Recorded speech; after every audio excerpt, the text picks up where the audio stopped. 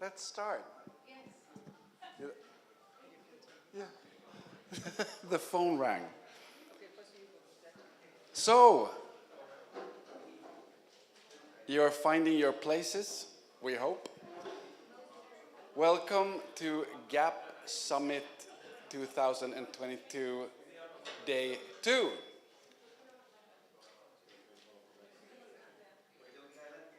Is everyone here now that should be here? Yeah, it looks like that.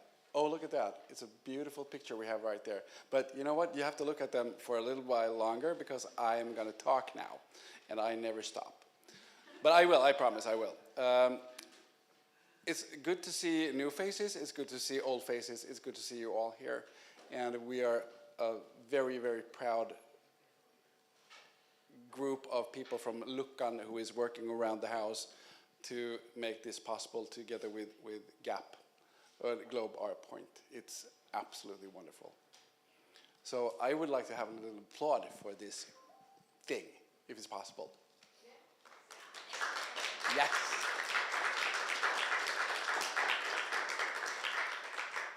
Practical things. We have 5 toilets downstairs, right out the door, down to the right, 2 for the gents, 2 for the ladies, and 1 gender neutral, and it's also accessible. If you need an accessible elevator down, we have one by the entrance, and there is a glass elevator you can use. If there would be, let's hope not, a bit hotter in here and you would start a fire, you have exits right over there and right over there. And when there is food, please take it nice and slow and do not forget to pay. Because the owner of the restaurant likes to get paid for his food. With that said, I'm going to give the microphone over to Ruby, who will introduce the whole Globe Art team. Thank you. Good morning, everyone, and welcome again to Luckan. And I again want to say a big thank you to Luckan for partnering with us for this event. It would not have been possible without them, and we would not have the lovely Zoom and YouTube stream at all without the help of Luckan. But I want to introduce the GAP team. Alex, who's our project manager, and I'm sure many of you all know her. Alexander Foy, he's our vice chairperson. Christian Medal, who's our chairperson, and who's our board member. I made you chairperson, Christian. And Tatiana, who's also our board member.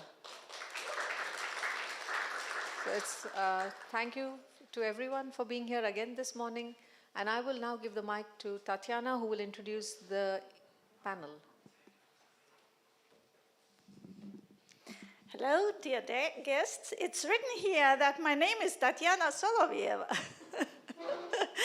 And I'm a cultural producer, diversity agent, and let's see what I'm else. A board member of Globe Art Point and Moni Heli ry.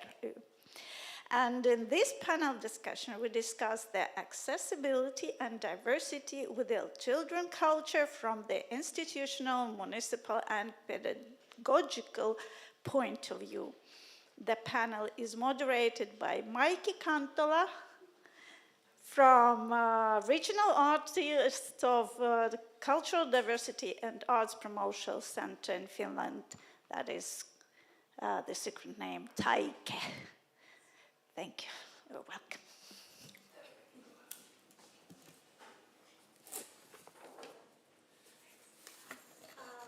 Would you ask the panelists to come, because this is my text, but we can manage together. Okay. Please. Laura, the Niños, Pirjetta from Annantalo. Do you mind to introduce yourself? Thank you. Okay. We have one more. We have one more on the Teams. Okay, good. Okay. Good afternoon, everyone. Okay, if we all, or if you tell very shortly who you are, starting from Laura. Okay, my name is Laura Gasotti. Good morning, everyone. Thank you for the invitation, Gab and Luckan.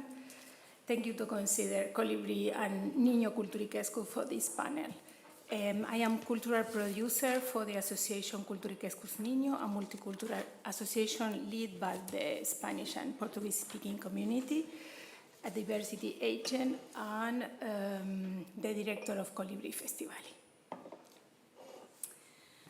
Hello, my name is Pirjetta Mulari, and I'm director of Untitled Art Center, which is really close nearby, and also the chief of children's culture. So I really have a fancy title that kind of tells that I lead a lot of things, but maybe we get more concrete. I have to say that my background is in art, really, and I have been working with freelance artists since 90s. So I'm very familiar with the problems we are now talking today, so I'm really happy to be here. Hello everyone, my name is Aleksi Valta. I'm the executive director of This Is Long, Association of Finnish Children's Cultural Centers, organization of 35 children's culture centers or producers around Finland, and which Untitled Helsinki is one, and hopefully Niño very soon as well. But yes, we've just had our spring days in Seinäjoki, and very excited and empowered after that, 3 days meeting people, and wonderful to be here. So maybe that's it. Okay, and then we have Mercedes. Can you hear us? Can we Yes, see you? Okay. hello, can Hello? you hear me? Yes. Okay, perfect. Hello, my name is Mercedes Valareso. I'm a dance artist and also a dance pedagogue.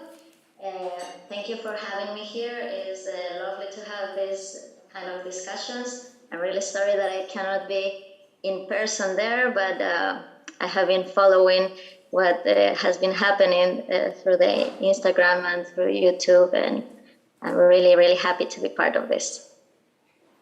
Okay, you are welcome. At the beginning, I would like you to look at the screen.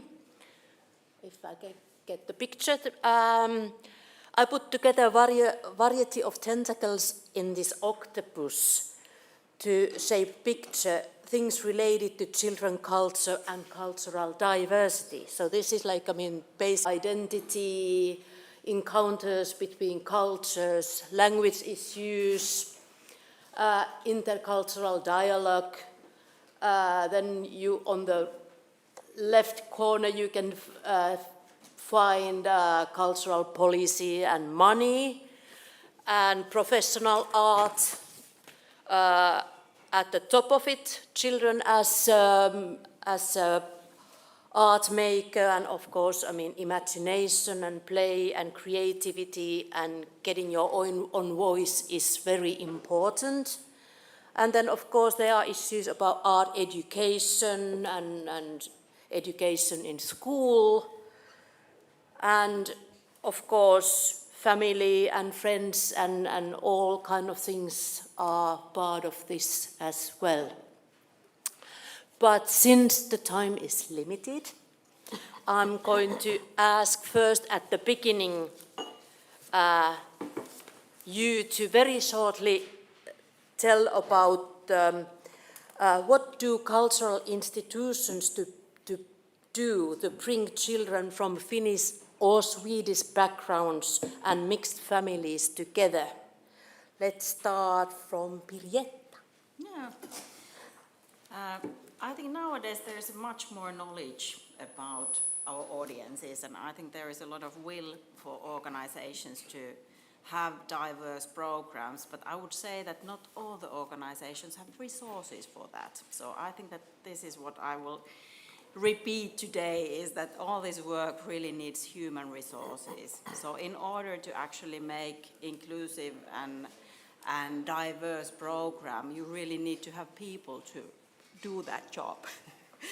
And then, of course, you can look at the staff of the organizations, where they are from, and so on. So I think this is what we need to develop a lot, that we need to have much more diverse staff in different places. But on the other hand, we have so many small cultural organizations that there might be just one person to work with. So I think that as a city representative, this is something that we can take on, that we can really try to be the information base for the different audiences. For instance, that we would have more data on what audiences there are in different parts of Helsinki, because this differs also. So I think that there is a lot of will, understanding, more knowledge, but I would say that we need more resources and more diverse staff to do that job better. Okay. What about Alexi? Yeah, I agree totally. What I think institutions or cultural operators, small or large, they don't necessarily have the communications staff or communications resources to tell that we are open for everyone, that we have these workshops or presentations or whatever they have, that they are for everyone, and that our staff is professional, and then they can take care of everyone. So I wrote down that the basic message should be: we are open for everyone. Believe us, we really are, and that it in a communications ways. They should do a little bit better. Even the big ones, I think, have this problem. For example, they just closed down Atheneum, the Finnish National Gallery. My daughter went there, 9-year-old daughter, and they didn't know that they have a workshop there, and they weren't prepared in any ways to be in there. She was with her mom, but when they participated, they had a little bit extra time, and there was a group of people from different backgrounds, from also multinational backgrounds, and they were doing it together. And I think that just, that kind of evolves that what arts is all about. It's doing things together, and to know that you can do it is just it was a new experience for her, that we can actually do this together. Different ages and different nationalities, and everything worked out well. So, they didn't know that they have this workshop possibility there. Laura, you have been organizing Multicultural Festival. How do you do it? Yes, we are to the other side of the public institutions, and in our process and experience, we think first the agency of the community are the key of that, because nowadays, since 10 years doing Colibri, we can say changes in the cultural institutions, the libraries and cultural centers that we are working. In the beginning, we offer the program for free to the institutions. Probably a topic are resources, but probably too a topic about confidence, how they are doing. But this is changing, fortunately. We know, Pirrieta. And this is nice. We are so proud together, I think, that we have every year Colibri here in Helsinki and in the metropolitan area. But the truth is not so much a community of immigrant or professional community to offer this kind of proposal or different proposal better than us for the institution. And in my opinion, there are some bridges that we need to develop. There are some effort to that side and some effort to that side. but the problem is to find the connection. And I think for both sides, we are working really hard, and the more difficult thing is in the middle. This new producer, cultural producer, this new librarian that are in front of us as migrants, don't speak well Finnish or also well English, but they are okay, we can do something with them. We need to find more possibilities to build this confidence and this bridge. I think we are in the process, but we have a hard work to do. And this is Helsinki. Probably, Alexei, you have the sizing of the country. That could be different. Thank you. Let's hear Mercedes as well. Yes, well, I have directed a dance studio in Ecuador for 7 years. And now I am in the completely other side of the spectrum of cultural institutions. I'm a freelance artist, kind of working my way through work here in Finland. So what I learned from directing my studio was that everything you do in that hour with the children is for the children, but everything else is for the parents. And so I would like to start by stating this obvious but often forgotten fact, that is when we talk about bringing children together from diverse cultural background, we are actually talking about bringing together parents and caregivers from a different cultural background, because they are the ones who need to trust the project or the institution or whatever it is there to invest their time in arranging this activity for the child. So speaking from the side of a freelancer, foreign-born artist in Finland, I see that institutions contribute to diversifying the cultural offer when they encourage projects with a multicultural working group. And it's nice to hear you all talking, because I see that we're all on the same page. It's almost as if we have been talking before, like what to do, what to say, because these institutions strengthen the credibility and increasing the trust in these projects when you support these multicultural artist workers. So, and in this sense, I think cultural institutions are supposed to help us to build bridges across the social divisions and mediate the interaction between the caregivers and the multicultural working groups. Okay, thank you. The next question is, Pirjetta, for you. When it comes to deciding about the programs for schools and libraries, who is the ultimate decision maker, and what basis are these programs selected? Yeah, this was a very eye-opening question to me, because there is no such thing that an ultimate decision maker. So in Helsinki we have a kultus.fi web page where actually anyone who is an institution or artist who is providing programs for schools can actually enter in and actually tell what the programs are. But of course, in order to do that, you have to have the funding to do something for the schools, because most of the schools at the moment and kindergartens, there used to be a time when it was possible for them to actually buy performances. But now, because of different kinds of equity issues in Helsinki especially, that's more problematic. So to answer very bluntly, it's actually an open field in that sense. But of course, then it makes sense to work with an institution to actually do that. And then, you know, there are many institutions in Helsinki who provide programs for schools. So then it comes to the fact that you actually have to know what the institutions are. But then Kultus, KULTUS.fi is a wonderful platform for that, because it also tells all the institutions that pretty much provide the programs for schools. And that is in Helsinki? It's in Helsinki. Yeah.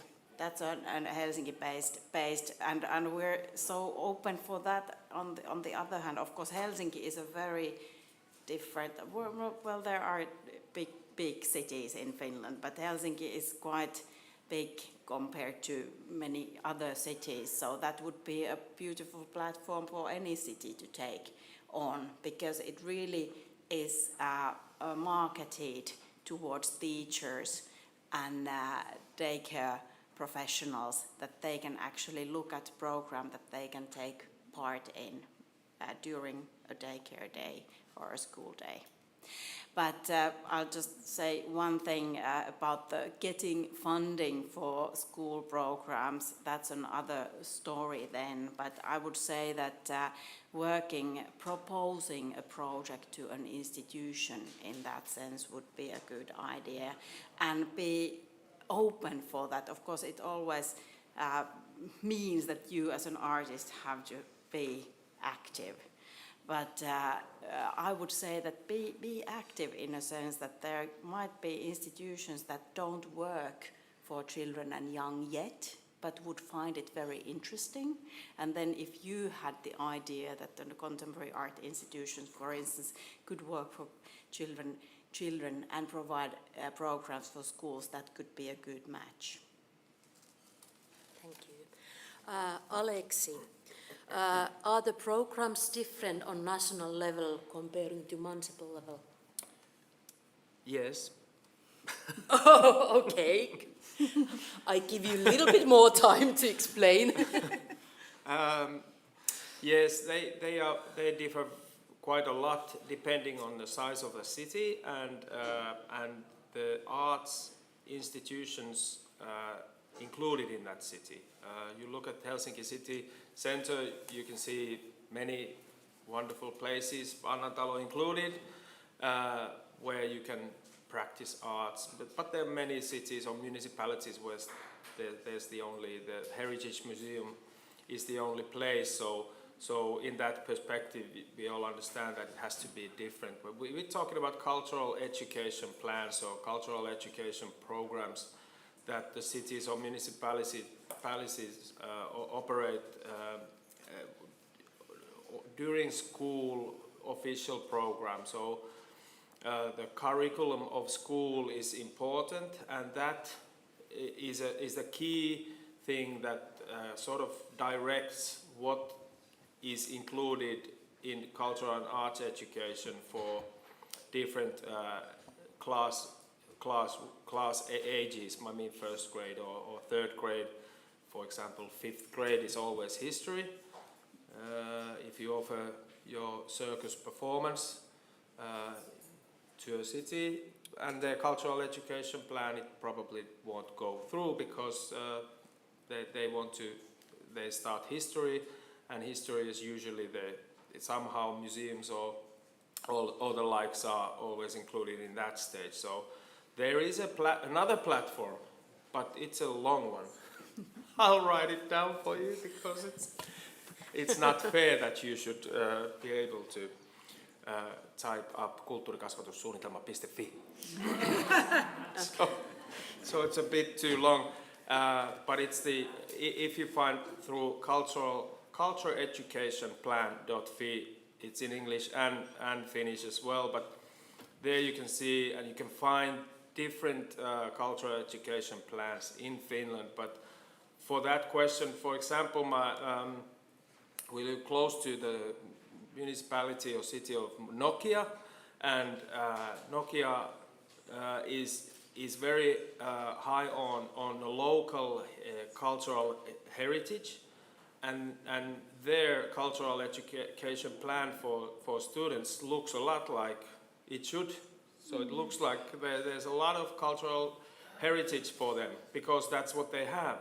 They don't have arts museums or the like, so they have to build it from their perspective, which can, first of all, be possible in resources, but also that would highlight their city and what the life is in Nokia. So that's I think there are two different things. Is the school curriculum.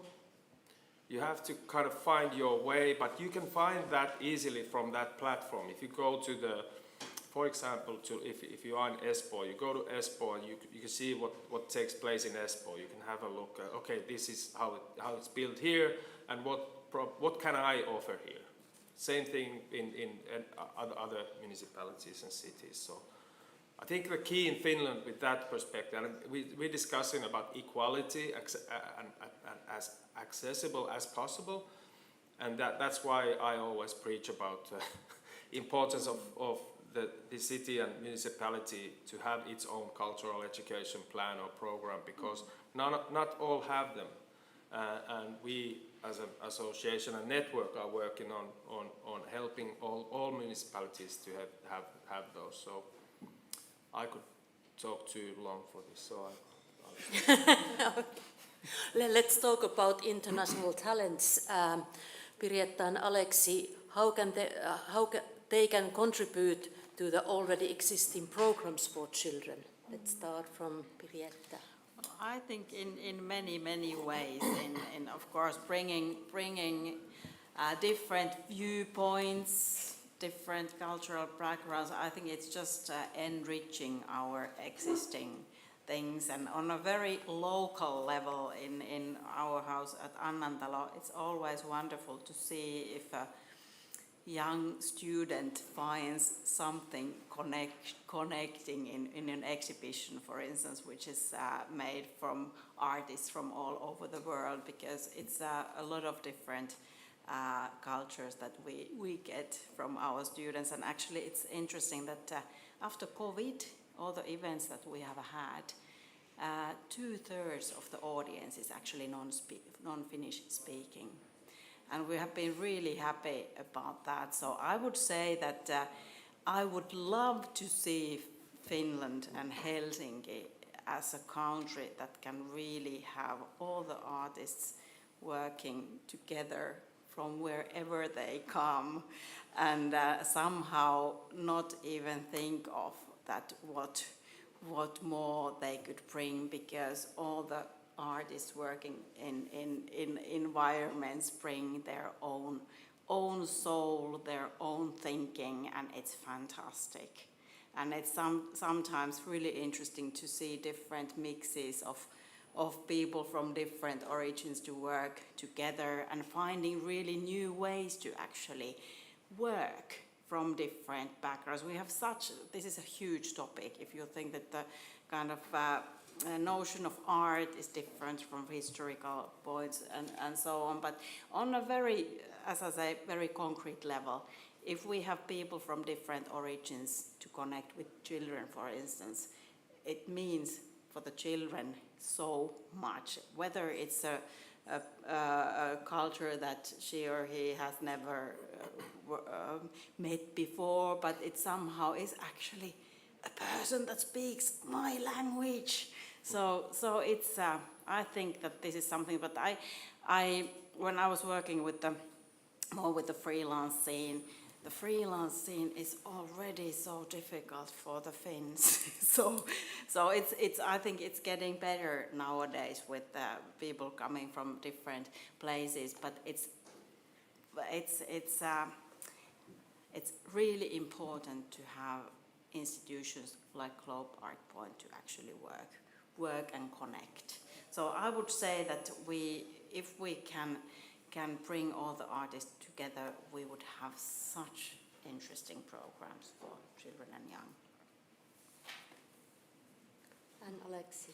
Yeah, well, like I previously preached, I believe in cultural education plans that you can all offer for them,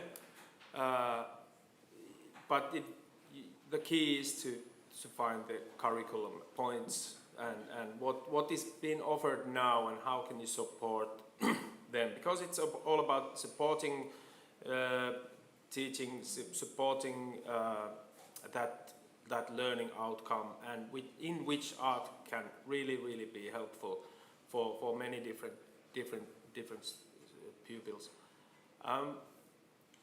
My other point was to be not arrogant, but but to be a little pushy, go and ask why,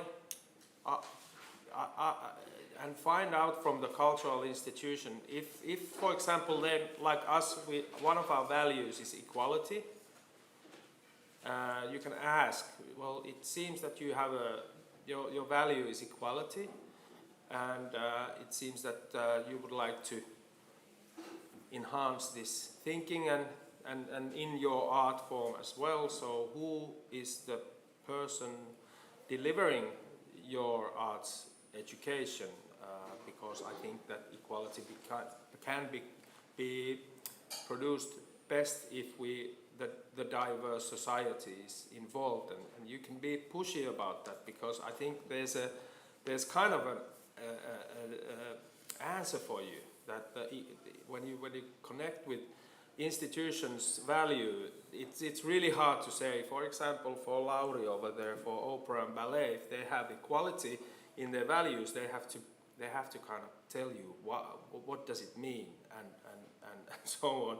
I'm not saying that you have to now hire everyone here, but for example, you can be pushy about that, because we just discussed the last 3 days in Seinäjoki that this doesn't look very diverse group, 160 people, all native Finnish or Swedish speakers. So like Pirjetta earlier said, there is a problem, and of course it doesn't look like that when we go to, for example, Luckan's art workshops. And I know Annantalo uses multinational artists and so on, but the way it looks, it doesn't look like we're taking really good care of that, and we discussed that quite a lot over there. So be pushy, be determined that I would be good for you, and your audiences. That's maybe my suggestion. That's true. We have a lot of very nice papers, but the reality is completely different. So that's a good advice. Be active and go and knock the door and go in and tell I'm for you. Hello there. Hello. Hello. Still here. Speaking on behalf of foreign-born talents, professional art pedagogues in Finland, what is your current situation? Can you tell about your experiences? Yeah, absolutely. It's just very interesting to hear what you were just saying, because, as I said, now I'm in the other side. Yes, I'm a dance artist and pedagogue, and I have worked many years teaching dance to children and teenagers, mainly in Ecuador. I am from Ecuador. And before I came to study my master's degree, as I said before, I was directing my own dance studio for several years. And when I moved here, I was focused on my studies, and a little before my graduation, the pandemic started.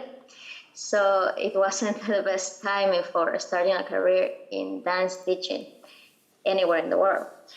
And then when I began flirting with the idea of living permanently here, I realized that cultural work is an equal playing field. That many people who are from abroad, we feel that we don't have much options. So that we will take pretty much any work if it's in the field, even if it means lower pay or no benefits, especially when you have an permanent residence permit. That makes it even more difficult. And of course, it's certainly true that Finnish cultural workers also face hardship, especially through the pandemic. But I feel that I have less options, and I have felt this last years. And sometimes it seems that the jobs for non-Finnish people are either construction fields or in the restaurant industry or cleaning industry or programming. And sometimes I have felt that I had to decide whether I want to keep trying to be a dance teacher or change my career and leave 15 years of experience behind. So I have not had yet the opportunity to teach dance to children here, mainly because of the language barrier. The positions to teach in English dance are very few. So if you don't have the network, it's an unequal ground to access those jobs. So in general, I would say that it feels that the opportunities are limited for foreign-born artists to exercise an artistic pedagogical practice if you're not hired by a Finnish institution. And in that sense, it's really nice to hear what Alexi was saying, just go ask and be bold. So I will do. But for this reason is that I have been mostly developing my choreographic work and facilitation of dance workshops, mainly for adults in this last couple of years. But I have been teaching Spanish in schools and afternoon clubs. And through this experience, I have noticed that not only bicultural families, but also Finnish families want their children to be exposed to activities where multiculturalism is acknowledged, celebrated, and they want to enjoy performances and workshops in different languages and with different cultural backgrounds.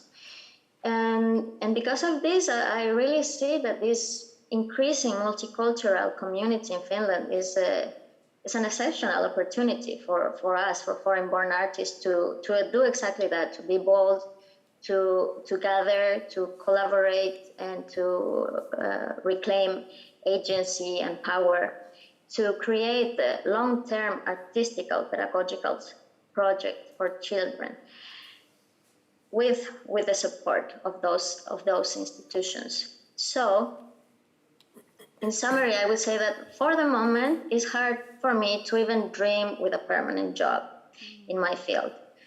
But I am also learning to juggle with the grant system for artistic work here. And through that, I am resuming my career after the pandemic.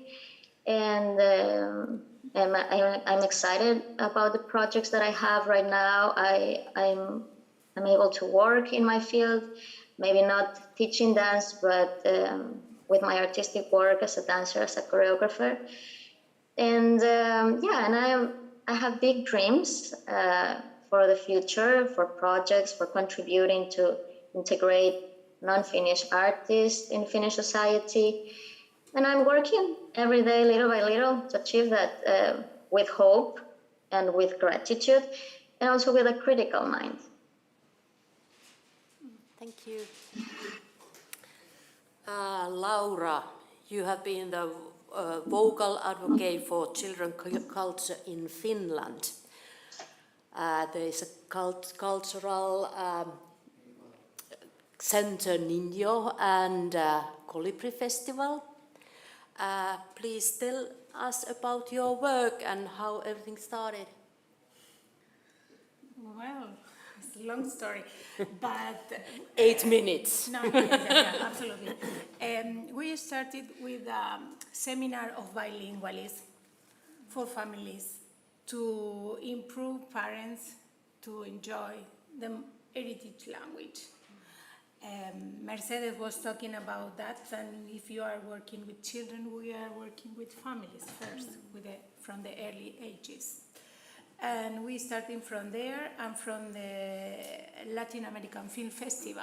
This was my first experience as producer and my first baby in Finland, I can say that. But our team is coming from this experience, basically mothers, educated in Latin America. No, most of us, we are not working in our original expertise field, but we are really wild imagination and so motivated to do something for our kids. First, we think in us. And this developing started in a special context that I like to mention, because this is not This experience is not because children culture is nice. This is not because it's nice. This is because it's a necessity, and it's a significant necessity for the contemporary childhood here in Finland. When we started Colibri and decided this is one of the ways that immigrant community need to be included, is because in 2010 and 11 the hate speech started to be growing in the street, in the public transport system, for mother as me with my baby in the troll. And everyone can receive some no nice welcoming words. Doesn't matter from which point of the world are you. And we have a network of mother, and we share this situation, and we feel really in solitude, alone. Doesn't matter if you speak fluent Finnish or English. And the first reaction of this mother, as me, was doesn't speak our heritage language in the public transportation. The main aim of Colibri was to improve parents, cultural institutions, and kids to understand that the heritage language is not a secret to speak only at home. This is for the cultural institution, this is for the family, this is for the artists, researchers, and active cultural workers too. This is the base for what we started. And now we have 10 years of Colibri Festivali that offer a plurilingual and multicultural festival in Helsinki, Vantaa, and Espoo, not only in the center, that we started in Luckan without the name of Colibri in 2013 with a Kone Foundation grant, and we developed that process. Before Corona, we have around 1,500 people in the festival. In our feedback, the families mentioned that they listen more than 18 different languages, speaking for the families and kids. We offer plurilingual communication in 5 different languages: Finnish, Swedish since last year, English, Portuguese, and Spanish. And in 2016, we started an open call to invite artists, researchers, and activists to offer proposals for Colibri. In the beginning, the candidates were basically artists and activists from the Spanish and Portuguese speaker community. Today, in 2022, I can mention, but I need to read. We received around 40 proposals, that is more or less the same than we received during Corona and before. 12 different languages were represented in those proposals. Other than Finnish, Swedish, Portuguese, Spanish, and English that I mentioned are the communication language that we offer, or communication information. These languages are Arabic, Estonian, French, German, Hebrew, Hungarian, Latvian, Mandarin Chinese, Romanian, Russian, Serbo-Croatian, and Ukrainian. Last year was Estonian, Latvian, Hungarian, French, Japanese, German, Danish, Arabic, Dula, and Norwegian. What is the meaning of that? Then Colibri is a way for these immigrant and refugee artists, researchers, and activists in the culture sector to find places and work. Our open call have criteria, visible criteria that you can check. The connection is about the topic. Every year we change the topic of the festival to improve creating and improve imagination and receive more new proposals. And also we have a selection team that we involve the members of our association. There are artists, designers, expertise by experience. That means parents that have, for example, kids with disabilities, because we develop a new team that take care accessibility and disability. This team is there are basically parents with kids with disabilities. We have concretely which are the necessity of that families and kids, and what happens when they are in the cultural institution, libraries, and others.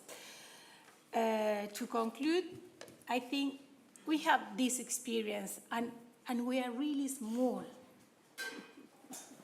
And this was not our aim, to offer for these languages and experienced artists work. We started for this only to think in us. And now this is the situation. And this is our reality. And this is the reality of our contemporary childhood.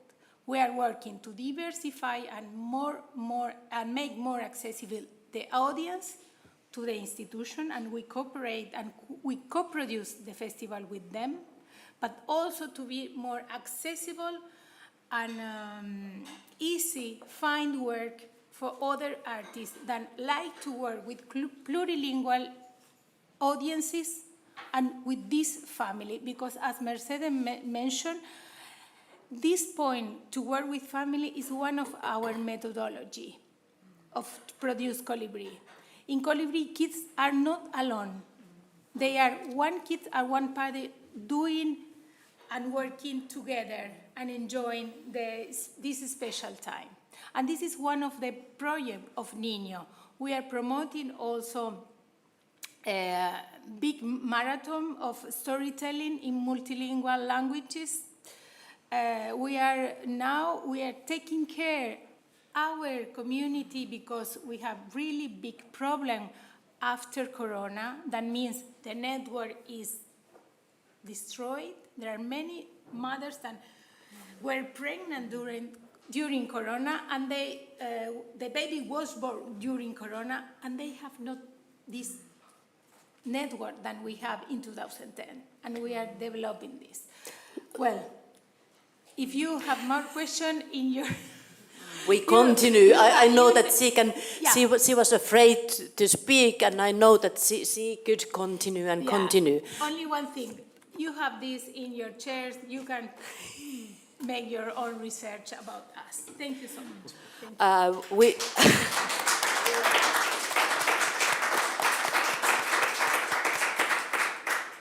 We have the last question, and I'm going to ask it first from Alexi, because he needs to leave. So, ladies, keep this question in your mind, and after Alexi has been answered, if you have some questions for him, this is the moment before he runs and tries to catch the train. Okay, or perhaps we give the chance for you now. Yeah, okay.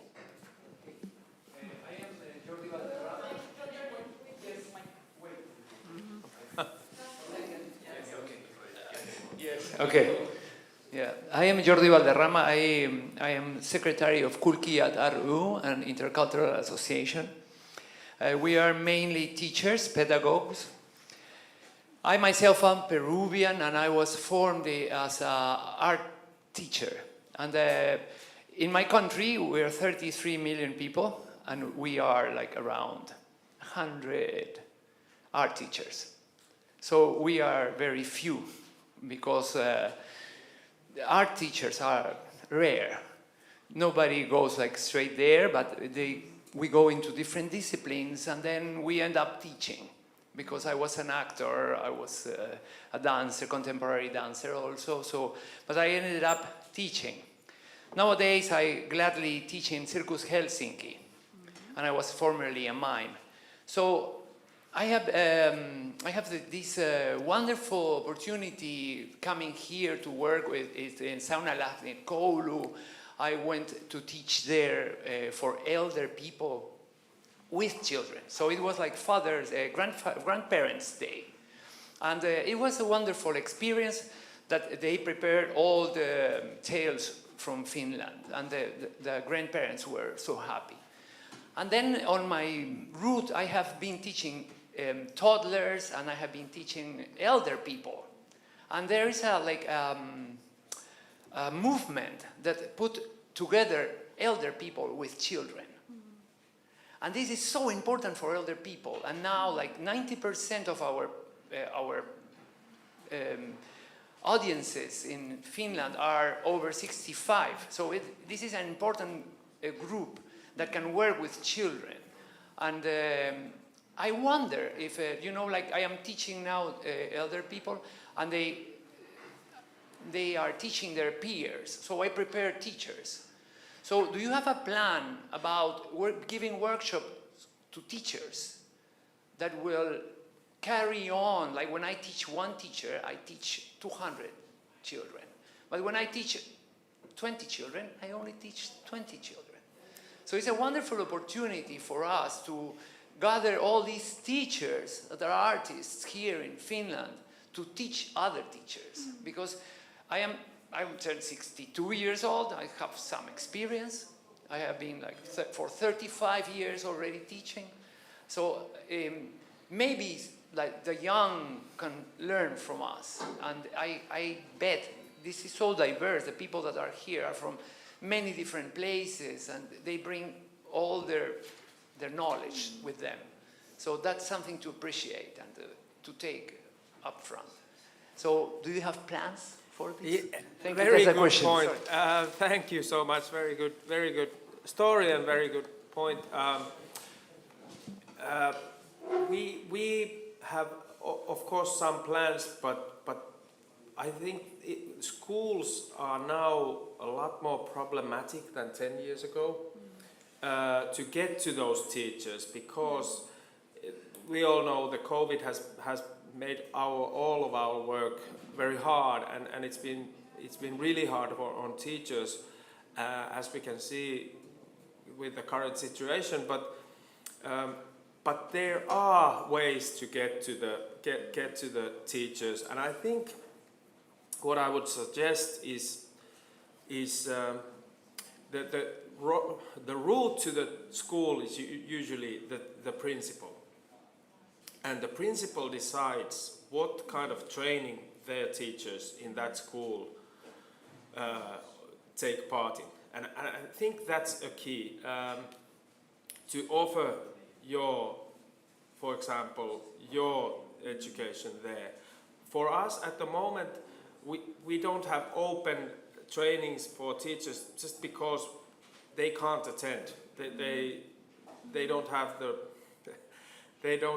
principals won't let them use their time, and it's really hard to get them on, for example, evenings. So I really don't have an answer for you direct or solution from us, but I would say that the principle is a key. We just had the annual principal of the year 2020 speaking at our spring days, and if all principals would be like him, there would be no problem, but because he sees arts in a way that it can be a solution to many also dynamic problems, for example, in a classroom. So I would say again, be bold and suggest that you can offer this, and maybe I can't say who can help you, but the key usually is a principle. And of course, universities educating future teachers could be one example. But I'm just very quickly reading the last question and give you the chance to start with this, so you are then after that free to run. Given the current situation on multicultural education, do you have any practical suggestions that can be done to develop children's art and culture in Finland? Yes, I do. 2 minutes time. Quite many, but we come back to resources, of course. Resources are really important, but that's, you know, something that is easily said than done. But resources we need definitely. I think one very current and sad situation that we are at the moment living in this society and the whole world and Europe and the Eastern Europe especially is the refugee arrivals coming in more and more big amounts. And I think because, for example, Ministry and Taike as well have been encouraging different stakeholders to be open and include operations for this, for of course these new arrivals, but to all. And I think when I was thinking about the last question, I think there's a really big chance for Finland-based international artists to help in that way, that because there's, for example, Ukrainian refugees, they don't have the language. It's not necessarily that the Finnish artist or Finnish person is the best to operate with them, but there would be even more this message of hope that you can survive here in this rough land and you are welcome here, when it could be. I sort of saw in my is Pedro taking part to these days. I always see somehow this Pedro and some Finnish artists doing art workshop, for example, together, and I can see some that would be very, very powerful to do it that way. And I think there's a quest for this, and we are working on that, but we really don't know the exact timing. But I would say, coming from the refugee administration, the word is now that be patient and offer your services in the summertime. So I would say be prepared and be ready to offer your work for these refugee groups, because I think there's a really powerful way with arts and cultural education and workshops and experiences to be creative and pour that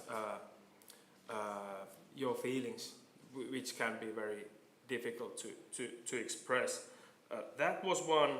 I really like the building bridges, what Mercedes said, that what art can do, and there's a good phrase for your communications work, I think, that you can build bridges to different stakeholders. We discussed a lot about hope for young people, and there's a big mental health issue with youngsters, youth, and young adults in Finland, and therefore I'm turning to Anni over there, who works with young artists and young people, and I think that's another big target group that can be that artists and artwork can be really helpful, because mental health, of course, it's very serious, but art can be a way to pronounce what you feel and express how you feel. And I think the future talk could, of course, you have to be able to be sad and express your worry, but also what I think we Finns need more is hope talk, that there's hope in the future, and we can start building that hope now together. And I think that I see a big opportunity for international artists in Finland. Thank you. Kello 1 on kello alkaa. Okay. Do you have the Take the microphone, please. Hello. I have a question as I'm an artist, but I'm also a mother. And I gave birth in Finland, and then you come and you get this information about healthcare for your child. But you don't get the package of information about the cultural opportunities for your child. And in my view, like you get a Kela box, and it's a kind of, you just register and it's automatic and you get everything you need. Why is there no like automatic registration for the cultural aspect for your child? As a foreign, I didn't know anything of the possibilities for my child, what they have, which activities are coming, and I would never know even where to start searching for it. So there is a necessity for someone to come and just tell me, hey, this exists and it's here and it's for free. Or there's a small payment for that. And that's my question. Is there any plan to make it as an automatic thing? I just briefly asked before I have to go, but you have the answer is here. Here with Pirjetta and City of Helsinki, who have a very, very unique way. But unfortunately, if we're speaking about nationwide, and if you happen to live in Vantaa, Espoo, then of course you're out. But I would say that there is this arts in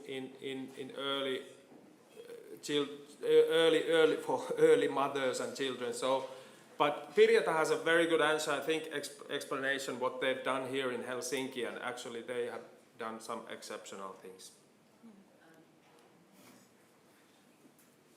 I would like to say also City of Pori has done amazing job with the with youngsters and toddlers with the color path, and also with the children, how do you go, neuvola. No. I don't know what it is in English, but they have this art neuvola. So starting from early on, before the birth of the child. That's right. Yeah. Let's go to Pori. And Tampere. Well, it turned to be a competition. Okay. Yeah, so from Helsinki City started again a Culture Kit program in 2020. So every baby that is born in Helsinki and his parents' family gets information about that program in neuvola, actually, in the nursing. So it doesn't really, but my child was born in 2020. I'm a musician. I play the Helsinki. Okay, so you should have I know all the, it's fine. Okay. But the thing is that giving a brochure, please. Giving a brochure to someone doesn't help them understand that this is what, it should be, he was born 2020, this is already automatic. The registration is chaotic. Okay. So that's what I mean. It's a wonderful program. It's very difficult. Yeah. Not reachable. Yeah. I think don't worry, because I think we have been developing the program a lot, and we know exactly what you mean. And thank you for these words, because I can bring them into, and this is always wonderful to say. I mean, the Helsinki City slogan is that we are maailman toimivin kaupunki, so everything works here. And then we enter into this kind of, I think we actually are working hard on the accessibility, and it's wonderful to hear these problems that there still are. And I'm happy to get them. I mean, it's Culture Kit is actually produced in our house, so I'm working with the program all the time. And I think that's a wonderful idea, that it would actually open up the whole world of possibilities for the kids too. So thank you. I will take this home. Okay. I would like to say something. For families, libraries are one of the key allies. For the beginning days, we have a program, we develop a program, the name is Lukupesa, and the idea of that program is to facilitate resources for families in which way they can find the children book collection that we have really fantastic children book collections in different languages in Helmet. But the truth, not so much parents know about that. And also, it's so really tricky to find in which way you can find that books. Because the website that is the best way to be in contact with this children book collection in minority languages is amazing. We prepare tours through the website of Helmet. I recommend to be to Niño Pistefi, our website, and check what is the aim and also the process of Lucupesa. We prepare training for parents and for specialists for storytelling times in different languages, Spanish, Portuguese, Swahili, and English. Probably I forgot something. But also, as parents, we need to do something because we need better our necessity. But this is have some limits that could be dangerous. And the limit is to take the responsibility to the state to do that, to the public institution, because we take it in our hand, and to privatize that. All that Colibri and Niño made is free for all families. And we are improving the services, the public services, to use and to enjoy. We need to take care of this boundary when we have no resources. But thank you so much. Please check Lucupesa. Thank you. Wait a little while, because we are still on this last question. And then I ask you, audience, when you have the questions, please use the microphone, because we have the online audience and we want them to hear your questions. But Mercedes, you have been quiet there for a while. So what are your practical ideas about developing children art in Finland? Yeah, well, I think foreign-born artists should have more agency and incentive to create these cultural experiences for children in collaboration with Finnish artists, but also by themselves, by ourselves. And for example, there are several initiatives, great work that we have been hearing about in this panel, and also for sure in some other panels. And these organizations, cultural centers, they have been doing excellent work for years, and they have already an audience and a community that trusts them. So my practical suggestion for develop the equal accessibility for children to high quality and diverse education is to support these projects and to help them attract the artists and pedagogues interested in working with children. And I think by doing so, these organizations, like coming back to the first question maybe, will become more approachable. Interface between the caregivers, the children, and the art pedagogues. So it's like we need to mediate. We were talking that there we would need more human resources. So there are people working. Maybe we need to integrate ourselves more, each other with what we are doing. And I think in this way, this would multiply the diversity in form, in context, in language, and in location of cultural events for children. And I'm also going to add something that I am craving for long-term projects. Like as a pedagogue, I think long-term projects are important, like 1 semester, 1 year, 2 years, that people can follow this pedagogical process. So I think this should be prioritized in order to have meaningful learning processes. That would be my suggestion, like to give a multicultural artistic community agency and resources to continuously organize, curate, and produce these wonderful long-term processes and compelling event for children. Thank you. And ladies here in Luckan, what are your ideas, practical advices? Well, unfortunately, Alex is not here, but we need to thank Lasten Kulttuurikeskus Liito because 4 years ago, in a meeting in GAP, Alexis suggested to prepare a catalogue of artists, the best experience in children culture from our side, piloting in Colibri.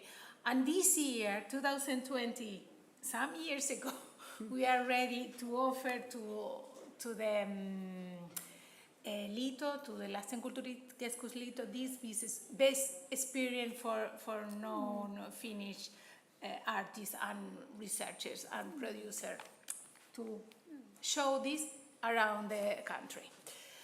The other thing is we offer for the people selected in our open call a training. Then we cooperate with other and we receive support for other organizations that we are members. GAP is one of that. Moni Heli is other. Culture for All is other. And we improve and try to invite those artists and cultural workers to work more deeply about accessibility, inclusion, and equity. Also, our one important partner is the Ammattikorkeakoulu Live, that teach for artists with disabilities. And we try to develop a training process for artists. This is absolutely new, as the open call for children culture is new, and Colibri also is processes that we have no counterpart in the Nordic countries. And we receive more invitation to share our experience abroad Finland, than here. I think we need to cooperate more and more with more institutions, more non-Finnish organizations, with more professional Finnish organization too, and to make this a way to live together in the better way. Thank you. Yeah, well, I think that we should recognize the organizations like Ninho, who really work wonderfully within this field, and support them properly. I mean, really, that you could do the work that you do in a way that it's resourced properly. So I think, and there are other organizations like that too. So I think that that's the first step. Then I think that discussions like this are really important. And it actually took me, Mercedes, I'm a dance person, my background is in dance, and I don't understand how difficult it is actually to connect with dance schools in Helsinki that are, dozens and dozens. So somehow and I know that GAP is doing this, but how can we make these kind of meeting points for artists and institutions, like your question about teaching the teachers or whatever. And it's, in the end, we're people working in the institutions too. And this is a very small country, and in many ways it's the matter of finding the right person, even within the Helsinki city. But I think that discussions like this and having even more people around these kind of topics is really, really important. And I'm really happy that GAP is doing this now. And I know that there are discussions like this going on, but maybe there has to be a little bit more coordination or whatever. But I think that these are getting institutions and artists more together. I think that's the answer. Thank you. Now we have still 15 minutes. And yes, please. Yes, we have an online question to Mercedes Ballareso. I hope it's Aura Linna Puomi asking. I hope, and you were talking about this too, families would get excited about the possibility for children to study dance in other language than Finnish. That could be a language dance buff, as they call language buff kindergartens, which are super popular in Finland. Or perhaps language dance buff exists already.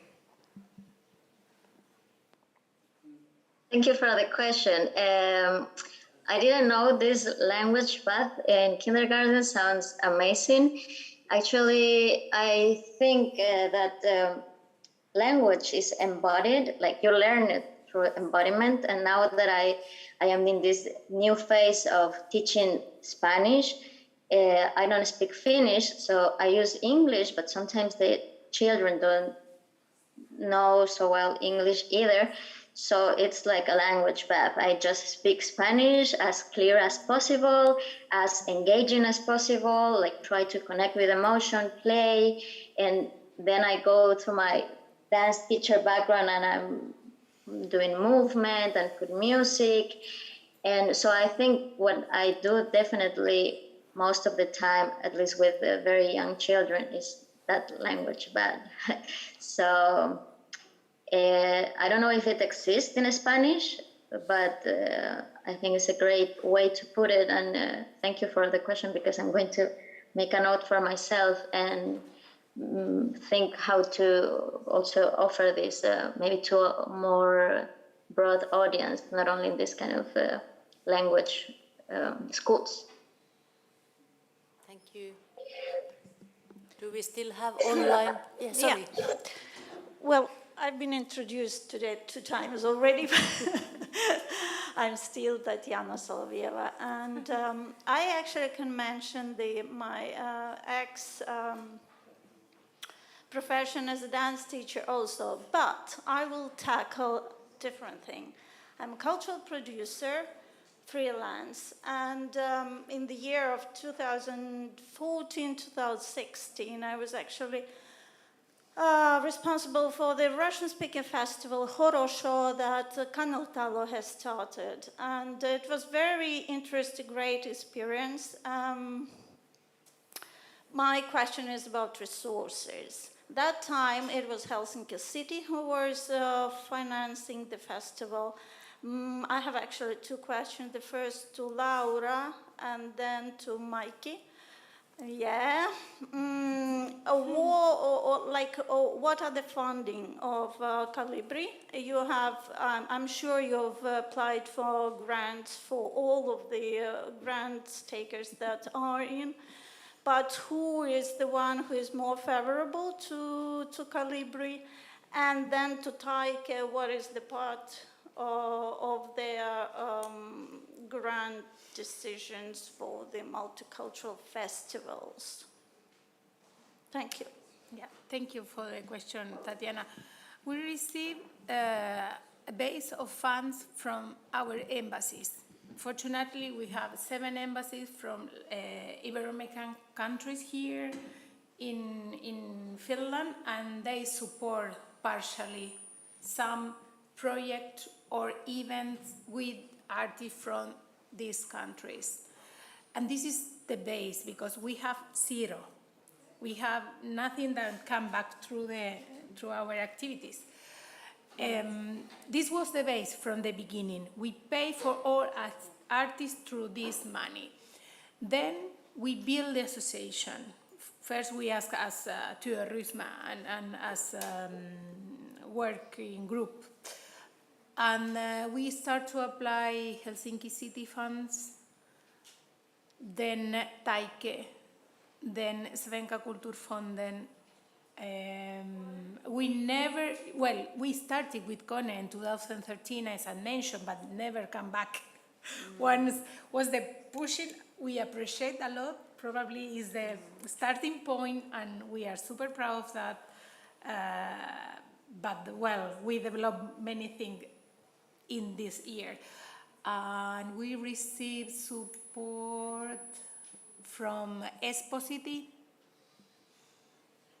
and from every cultural center and libraries that we co-produce the program. Then this is the big change in the 10th year, because now we say, okay, the budget is like this. This is the base that you support. Now the base is made by the cultural institutions, plus the embassies, plus some project that we have a cooperation with the Ibero-American countries, because every year we invite a renowned illustrator and children books writer here to have activities during the festival, and also we work with Aalto and the Helsinki University and Kuvitajat and Fibul to improve in another levels also diversity and inclusion. But this is a kind of puzzle, and every time we are, that's crazy. Yeah, it's not a secret, it's public funding. But a lot of work. I guess my money, there is a grant for cultural diversity and activity against of racism. Those are very small amount of money. That's the fact. And I mean, you can't build up the festival with that money. There isn't any specific money for multicultural festivals.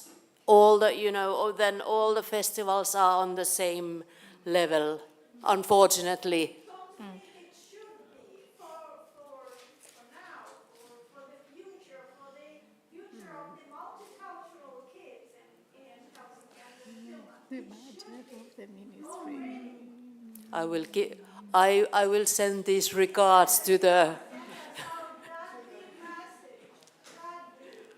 Sorry, I need to visibilize something that is super important for us.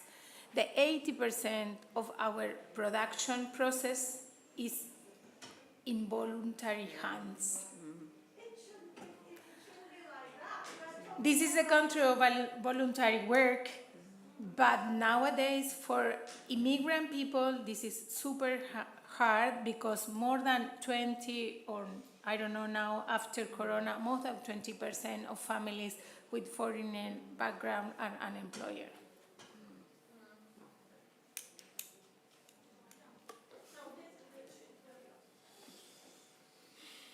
Yeah. Hello, I'm Patricia. I'm from the Association of Portuguese Language Teachers in Finland. And we talked a lot about heritage language, about teachers and education. And I would like to ask for both of you, which projects or programs do you have to include the heritage language teachers in your events or your calendars? Because I think they are an important channel to connect the community of minority language speakers and the events. So they can be used to make this dialogue. It's something really important.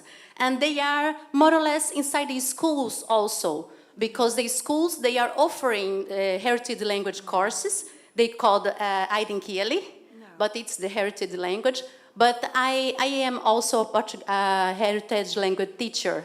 I worked in Espoo, and I talked with a lot of Portuguese teachers also, and they also complain a little bit of this thing that they feel not totally inside the school system and not totally in dialogue with the institutions. So do you have programs where you connect the teachers with the events? Thank you. Well, as I mentioned in the beginning, one of the base of our festival is this seminar about bilingualism for parents. Then basically the people invited as panelists are teachers or researchers working about in which way we can improve our process to help our kids to enjoy the heritage language, also to help these teachers that take care of kotikieli. Then it's a little bit difficult, the situation. We are working with the main research about that topic in the Helsinki University, and next year is our 6th seminar. This is a biannual seminar of bilingualism. And the idea is to celebrate the 15 years of the Kotikieli, because it's as probably if you were yesterday here, I mentioned we will celebrate or commemorate the 15 years of the first group of refugee people arrived to Finland, the Chilean families, and they start to promote heritage language. And this was the beginning of the service, the Kotikieli service, that is not so visible. And we are really convinced we need to visibilize this link, that families could make politics, and we have the right to make politics and suggest and improve changes in the services. And this is part of the story that you mentioned, and you are a member now of that teachers. But in 2023, we will celebrate this seminar, and I hope in the panel we will have all the people that take decisions, the Association of Teachers too, and the families talking together in which way we can improve the services and the processes. I'm sorry, ladies. I mean, we have few minutes time. We have 2 questions. Can we hear these 2 questions, and then rest of the time we answer here? Okay. Hello, my name is Angela. I'm a Syrian dancer and performer based in Finland. Thank you for opening up the thing about the multicultural and multilingual festivals, because we have a non-profit association that is registered in Finland, and whenever we try to apply for any grant, for festivals or for projects or for anything, the main question in any proposal is, how do you see this thing is important for Finland? Instead of, how do you see this project is important for the non-Finnish people who are based in this country? So I think to develop of having festival or making this thing more big for people who are based here, who have a completely different culture or language or whatever, this way of thinking needs to be, how do we make this country more attractive to these people to stay in Finland, instead of thinking, how can I find a better opportunity to move out? Because this is a big thing from myself. I'm a Syrian, and all the time I feel that if I didn't feel that I am part of this society at some point, I will move. Then I feel so sorry for Finland, because they are losing opportunities for young people who could stay and put from their experience, instead of I go anywhere else and say, I'm proud of having my experience developing in Finland. So I guess we have to think in this way instead of just the big name of Finland, because people could make the big name of Finland bigger. Mm-hmm. Yeah, thank you. Yeah. And we also will have one online question, if that's fine. I mean, I think our food is... yeah. Okay.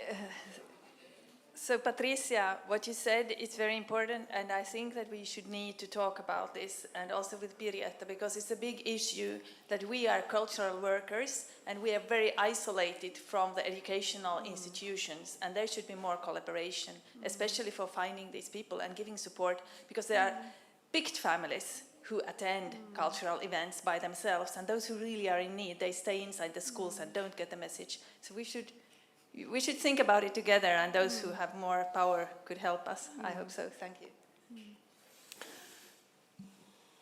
Thank you so much. Time has been running out. I mean, we could talk forever here, but let's continue with some other issues. Thank you.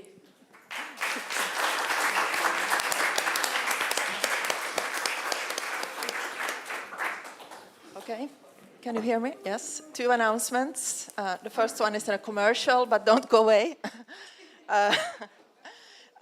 Next Tuesday here at Luckan, between 3 and 5:30, there will be theatre mingling for local and international professionals in theatre and performing arts.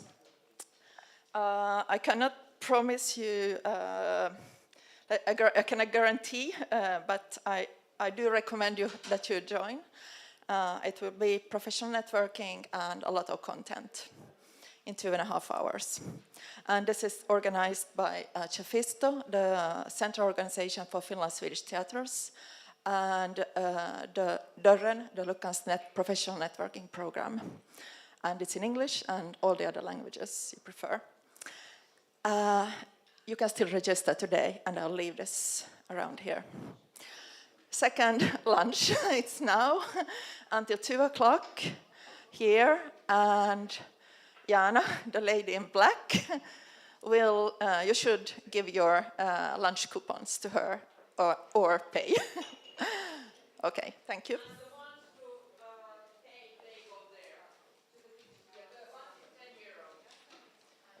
Okay, you heard that. Yes, thank you.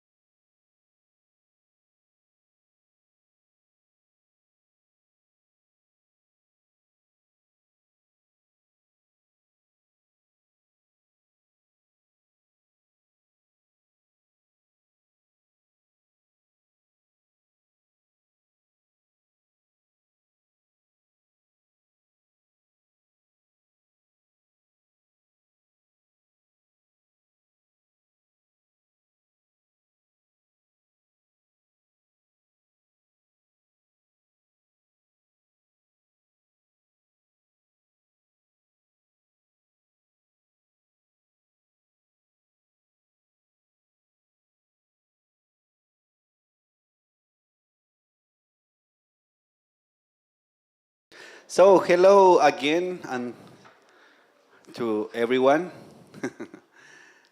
We have this moment to have our lunch. Hello, how's it going? Okay, so I introduce myself. I don't remember what is my name. Here is my name. Okay, so I'm Christian Merel. I'm a cinematographer and visual artist, and I'm part of the board of GAP. And so today we will have this panel, freelance creative revisit their experience from so-called voluntary work and discuss the vulnerable situation many professionals find themselves in the art and cultural fields. So I'm very happy to have you here. Thank you for coming. And I will all you to start this conversation. So if I forget somebody, I need to.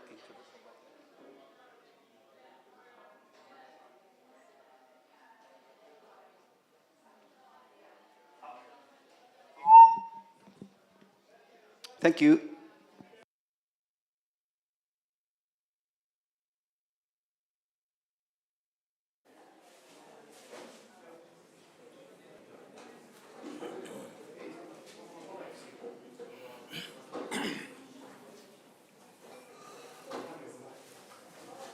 Hope there's some dessert left for us after.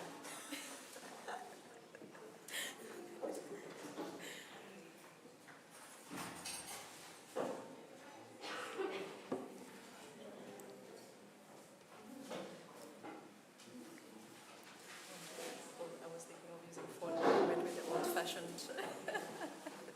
I use the same.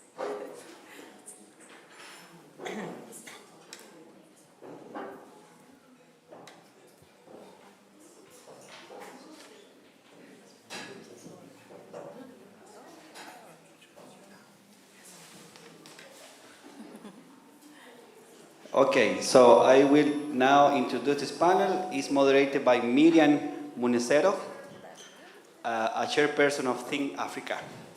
So welcome and enjoy it. Thank you very much. Good afternoon, everybody, and a big welcome to all those who are joining us here in person and those online.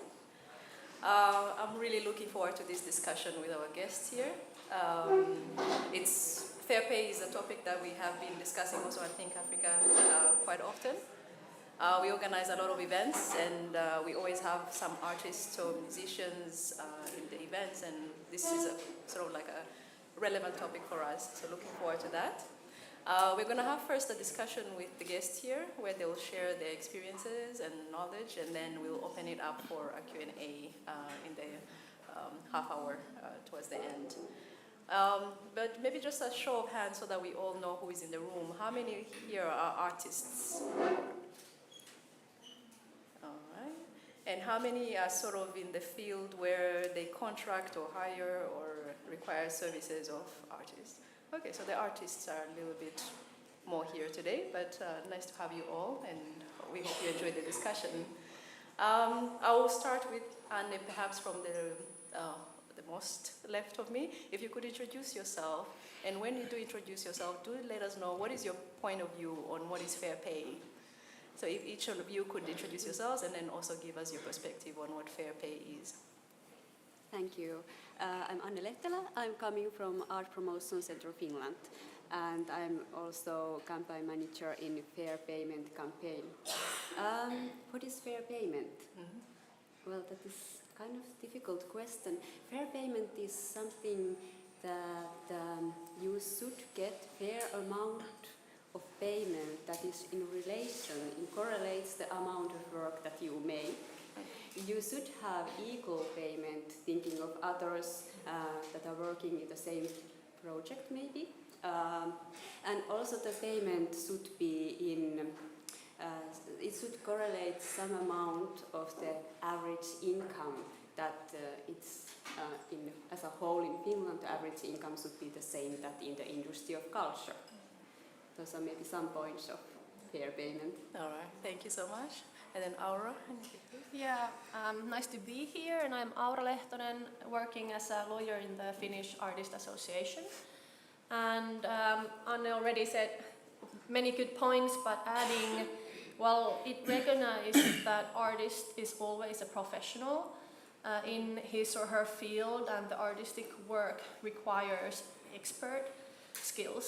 So the pay or the pay should notice that. And also it should notice or recognize that artists often pays when they're freelancers or solo self-employed. They pay also the pensions, the insurance, the social security. So it should cover that too. Yeah. Thank you so much. And then Mad Ice. Good afternoon, ladies and gentlemen. My name is Mad Ice. Ahmed Kakoi, that's my real name. Mad Ice is my stage name. And I'm a singer-songwriter and a music producer, plus other things. Fair pay. I think to me this is a compensation which should resonate with me for the service that I'm supposed to be providing to you. Something that should be comfortable, I should be comfortable with. That I'm coming to you to give you my service, and this is what you're offering me in return. Either it's money or a service in return, or whatever it should be. But I should be comfortable with that, what you're offering. That should be fair pay to me. In terms of payment, yes, as they said, it should be like in any other field, whereby as musicians I've seen for so long that people think we don't have bills to pay or we don't have, owning a band for so many years, I'm like, I think I have musicians and they have families and I have a family too, So all those should be taken in consideration when you're trying to ask me to come and give you a service. But all in all, it should be the amount or a compensation that I should be receiving and I am comfortable with to come and give you a service. Yep. Thank you for that. And Angela? Hello, everyone. My name is Angela Depps. I'm a dancer and performer, freelancer. So coming to fair pay, first of all, it needs to be that the payment should guarantee you as a human and like your basic needs as a human first. Then despite your gender, because unfortunately it still exists in the first world countries, that there is a very big differences between gender. We are not talking just about men and women. We have now very big other categories that they are not considered. And when I ask about my payment, I'm also asking about my experience, my hours of practice that on that time I was not paid, but I was working hardly to reach this point that now I'm getting more paid because I was working for hundreds of hours on that time. So, yeah. All right. Thank you, everybody, for sharing those sort of perspectives. Just maybe to delve a little bit deeper with the artists here, then Angela and Mad Ice, could you share with us practical experiences, like concrete experiences where you've, either positive or negative, where you felt like you were unfairly paid or you were always fairly paid? Like, could you just share some concrete examples of work assignments you had and you experienced a positive or negative experience around fair pay? Maybe. You want to continue? I can. Yeah. I don't know about your experience, but mine was very good in a way that I was working with very big names like National Theatre, Post Theatre Collective, Theatre Academy. When then it was really good paid on the time. I didn't feel like less than anyone else. But with some freelancing work, when it's like a very small project, I had some long conversations with some people because they all the time expecting that you will, if they ask like for a video for their song or for like a small advertisement for something, they never expect that you will ask for more than 100 euro. When it's like, you go to market, you pay more. So, and then they ask like, yeah, it's only 2 minutes. So, yeah, it's 2 minutes, but it's like 15 minutes backstage preparing for this, and they don't want to pay for that. They are just paying you these 2 minutes that you are coming in front of the camera. So when it's coming to this very small project, it's very commercial, and the payment is very commercial as well. Okay, yeah, it will be interesting to dive deeper into the freelance sort of differences between full-time or freelance in that perspective. Madais, would you like to share? As a singer, I think I can speak maybe for so many musicians, that our field is still, I think it's a field whereby people think we have to do a lot of free work. We have to come for free. We have to promote ourselves most of the time. When it comes to performing arts, because I've had the time to be with people like professional dancers, and for them it's like, there's a strong foundation on your side, which actually also, I think, protects you guys. On our side, we are so scattered. And most of the time, I feel like maybe I don't know where it starts, but we can talk about that later. But everyone who comes to you tells you, oh, by the way, there is this, but we don't have a budget. I'm like, then why are you here? You can do all other things. You can give money to everybody. But when it comes to the singer, no. The band does not have money, or they will have very little budget. And I understand there are circumstances where there is no money, and fortunately or unfortunately, I'm good at knowing those things, and I read. I can talk to you, I'll understand exactly you're lying or not. And usually find out actually people received a lot of money, or they have big sponsors, but they just don't want to pay the artists, And I've had a couple of issues whereby actually when I stood up to that I want my money, I was even told that you're asking for too much. Now, I'm not going to mention the city, but I was sad that it is a city. Not once, but twice. But the second time, I was very smart. I had to put a quote in the contract that they will not even try to, if they try to do something, that will just backfire. So, first time it took like 3 months for them to pay me. Because they were saying I'm an employee of the city and actually asked for too much money. I'm like, can you show me the contract of me working for the city? When you produce that, then we'll talk. And then they attacked my management. They're like, oh, you're asking for too much money. But like, this is what we asked for. An artist should be paid only 100 euros. I'm like, according to who? So 100 euros with a 7-piece band, that's very, very generous of you, So I didn't understand it. But in the end, of course, they paid because I kept on sending the bills, And then first of all, they said, okay, we have to cut all your pension, everything from the amount. And I'm like, what's going on? Maybe there's a misunderstanding, but it was not. Yeah. Someone was trying to be a bully. And they thought I don't understand the law, but I'm always well equipped in everything I do. Yeah. I research, and I have always a team of people working with me. Second time, I think it was after a year, the same team or the same city, they wanted me to perform, but they had to contact someone to contact me. He's a good friend from Asia, and I told him, sir, I'd love to come and perform for your city, but they have to pay beforehand. That is a week before. And they said yes, and it was in the contract, you pay me 7 days before. 7 days, there is no money on the account. I'm like, it's 7 days. So my manager, she's like, hey, it's 3 days to the show, but there's no money. They said they will pay. Okay. Now, what happens is that the day of the performance, I'm leaving from Helsinki. We're heading out. Boys are on the way already. They're like, bro, I'm like, go ahead, I'm coming. On the account, there's nothing. So we contact them. It's like, what is happening? The money is not yet. Oh, so sorry, there's something that happened, but we will make sure by the time you get here, the money is on the account. And I was like, okay.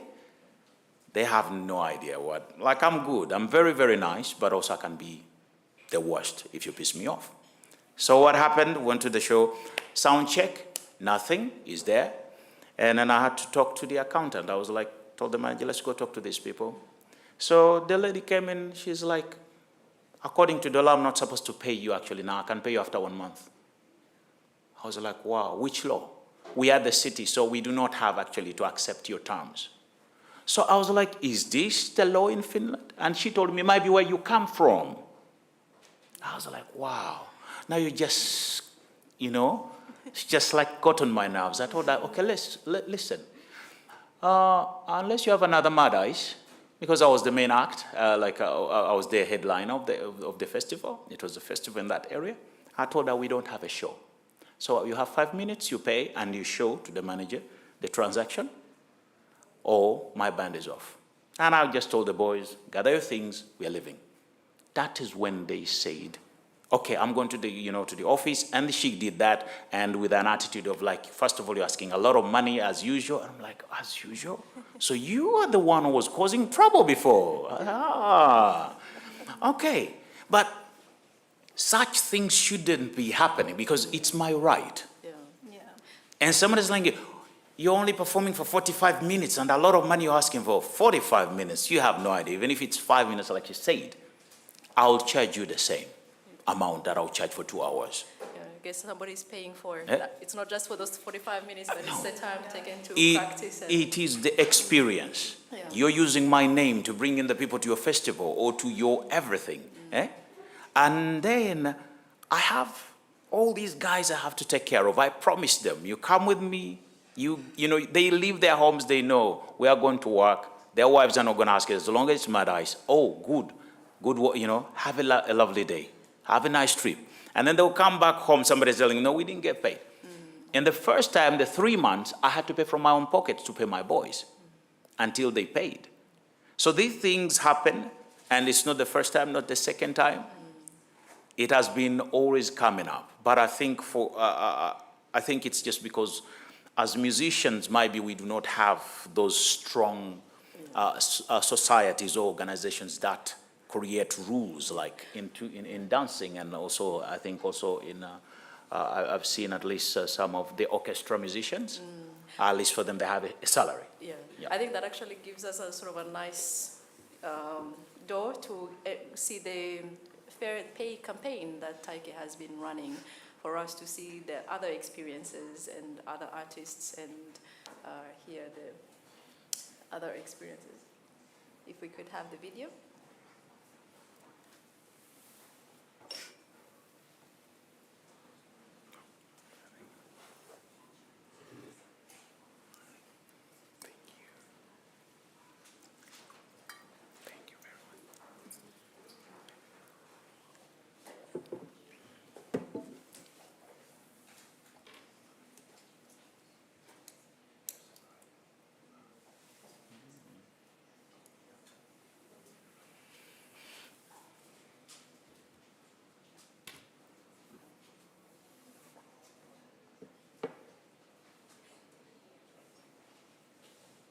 Perhaps while the video is still coming, could you tell us a little bit about what we're about to see? Because this is a video created by Taike as part of the fair. Yes, thank you. Well, this video that you are just in a few minutes going to see, this is from our campaign, Fair Art Campaign launch from 2020. And there shall be some extra experiences from unpaid work. But I think now it's ready there. Great. Can we have the voices still?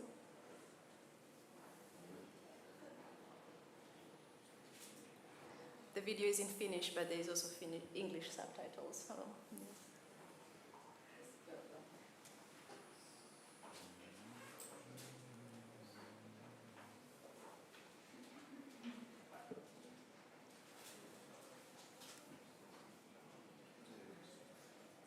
Well, we don't actually need the voice because it's in English subtitles. So. Yeah.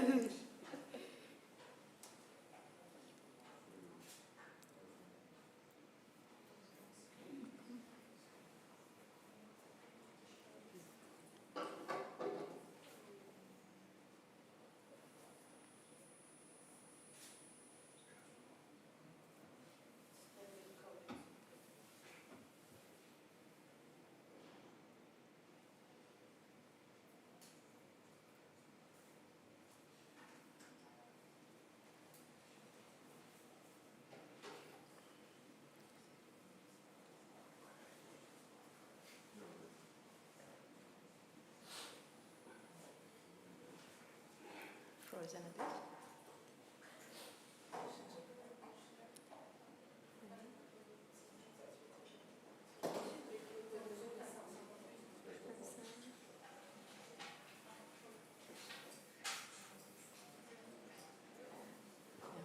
Technical difficulties. Oh, yeah.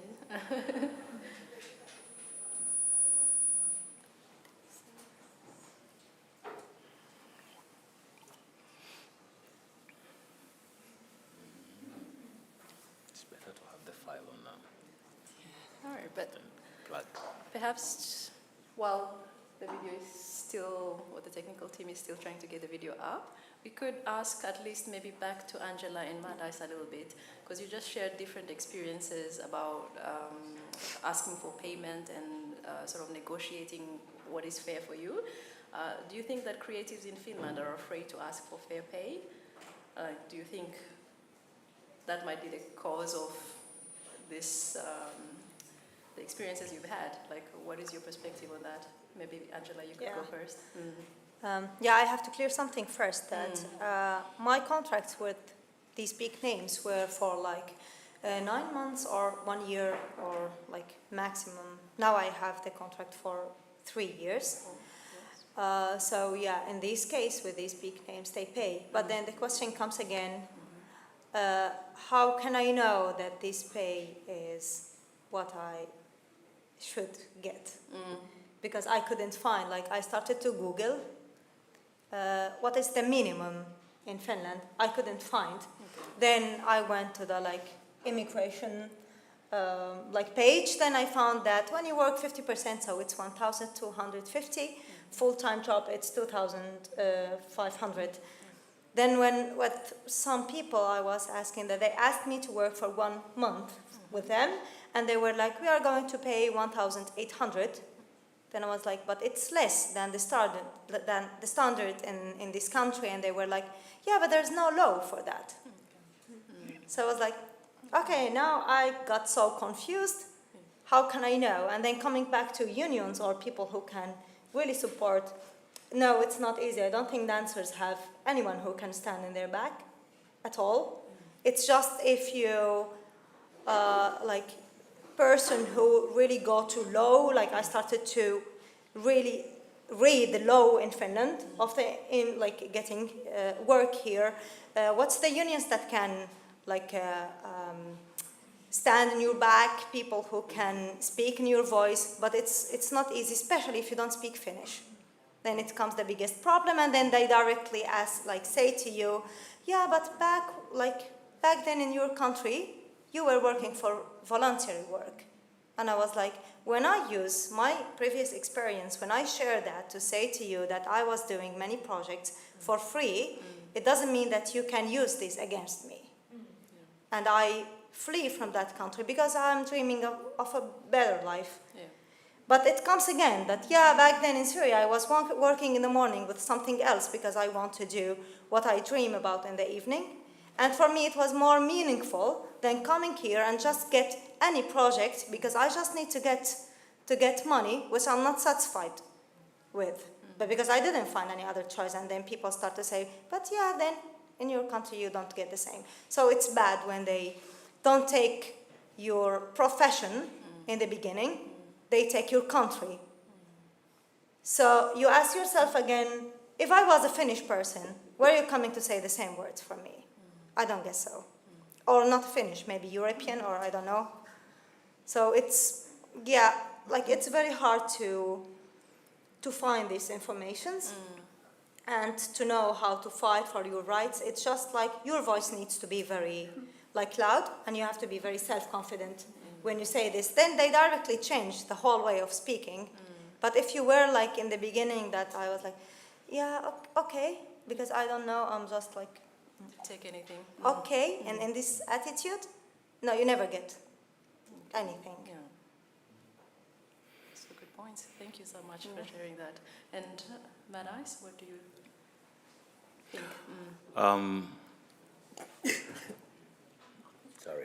Sorry. Yeah. Anyway, some of the people are afraid to ask what they really want, to get. for their performances or for the work they do. Why? One of the reasons, let's say in the music industry, at least this is my 20th year professionally. And as all those years I've just basically, all my income has been mostly from just being on stage. But I had to cut down a few things. One, how I present myself, what I say yes to, and to make sure that I differentiate myself from these kids who stand there. I'm an artist. Everyone is an artist. Everyone is a singer as long as they get, like in Finland, they are lucky, they have schools. You learn music at an early age. Or in every school it is that. I didn't get the chance in my school to play even a guitar or something. But here everyone is like, okay, but then you find it. Someone, not all, just because they can play guitar a little or can sing a little in the bathroom, like I'm an artist. I'm a singer also. You know, you're like, okay, someone comes in the studio and you're like, why are you wasting my time? Yeah? We spend 2 hours, somebody can't sing a thing, but they're selling themselves as singers. Now, that person is going to sell themselves cheap, and that affects us as professionals. It affects a lot. I've seen it especially, let's say, when it comes to Africans.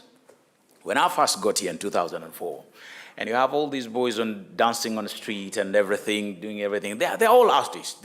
I'm like, yes, we are all artists. And then that same person, we're like, I'm a singer the next day. You're like, oh, okay, how long? No, I'm just starting. I have my song. I'm like, oh, okay. But already presenting themselves like to event organizers. Now the event organizer looks at this person, they're like, oh, this person is asking for 300 euros. The other guy is asking for 3,000. I should take the one for 300. Depending on the organizer, but there are people who want quality work. But then you come in and you see that there's been somebody hired and it's just taking less, but it's on the same stage. And then so you're like, you want to be on that same stage, but then you start compromising, you start thinking, contemplating, what price should I give these people? Such that I can be there why do we want to be on stage? Because we are kind of like punished in a way that we want to be there. They like free things. No. We want to be on stage because the visibility is important for artists. Yeah. When I come here and I speak, somebody else is like, I want that guy to speak because I'm always paid to do those kind of jobs, to speak to people, to talk. When I perform, somebody is like, I like that guy's performance. I want him to come here and perform. But that doesn't mean that I should do it for free. Yeah. You know? But every time you ask me for a price, I look into every year, I'm like, how much did I charge for the past 2 years? Is it worth charging the same fee and to what I'm doing and what I'm paying my band members? But then I have to think, what are the event organizers ready to pay a musician? When there is a lot of bedroom producers and everyone who's singing in the bedroom and they come up and they have a hit song and they're paid, you charge 5, they take 3 or 2. Yeah, so a lot of competition as so well. It affects a lot. Yeah. It affects a lot. And when it comes to, in Finland, there is issues, local versus you're a foreigner. I've seen that. And unfortunately, we cannot, basically, I always say that we are not the one to end this. It's the locals that have to come and they accept that this is happening. When you don't accept that something is happening, it will never end, you know? It cannot. I've been on so many festivals whereby even the media would come and write about someone who was just curtain raising for me, but they would never write anything about the main act. Yeah. You know? So that also comes at the end of the day to your price. Yeah. Because they will write about this one and then the other one, the next day they're having the shows and paid better, but not you. So there's so many factors, but that contribute to that of like asking the right price. I don't know like how much should we receive. Yes, we are very expensive and at the same time we're very cheap. That's what I say, you know? Yeah, because what you can make sometimes in a year as an artist, depending where I am, I can make it in a day. That's true. You know? Aura, would you like to come and also share with us sort of like other common, thank you, Madais, for sharing that. From your experience as a lawyer, could you maybe highlight other common issues that are Finnish or artists in Finland face and what practical, what could they do to sort of alleviate some of these? Yeah, I do get quite often those phone calls, like what is my pay or how much I should ask for this and this job. And like, especially I do recognize what those just said about the fact that artists in principle lack the individual bargaining power. And without the bargaining power, it is so difficult to kind of make the contract so that it is fair, not only for the payment but also other points of view, or and because they are so alone, or often are alone against the buyer or against the client, they can't negotiate their terms and conditions, and that is one thing that exactly we've been hearing today. So how could they get that bargaining power? If you could maybe just... Yeah, tricky question. But confidence, that's one. Okay. Also using exactly the knowledge of Finnish payments rates. Okay. That helps. For example, visual arts can also turn to our association and ask for help. Yeah, but it's not. You can't just say one answer, or there's no golden kind of answer to that. Yeah. Anne, could you contribute to the same, like? Yeah, maybe it's just what you were saying. There is lots of legislational problems. They are work legislation, social security legislation, also copyright, as you told before there. And there are issues that are from our national legislation and also in EU level. And now the joint negotiation is going forward in EU level. That's really good. We also need collective bargaining. Yeah. And that's in some fields of art more an issue than others, of course. And if you go forward for this question, fair practices, not fair payment, but practices also. If there is discrimination, we of course have non-discrimination ombudsman, which you can regard to those issues, but they usually don't really take one-person cases that much, but you always can call, and you always should call if there is something discrimination things going on, and they will advise you to someone else if that's not in their table, so to speak.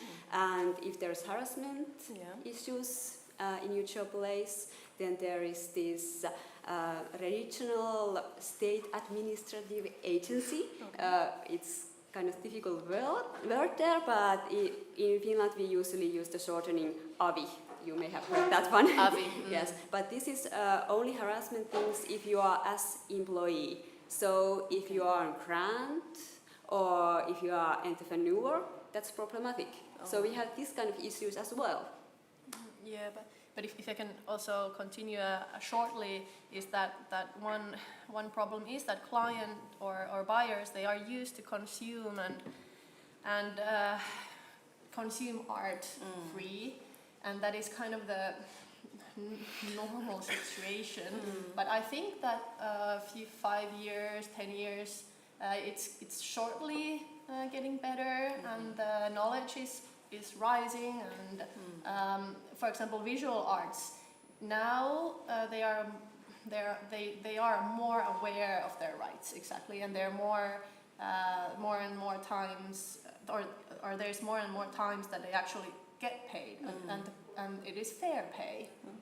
So I think that it's very, very slowly getting better, but still like small steps toward. Okay, please go ahead, Anne, contribute that. And we do need those recommendations for prices that artist associations, organizations and trade unions are making. Without those and without open discussion, there is little that one artist can make, or it takes courage.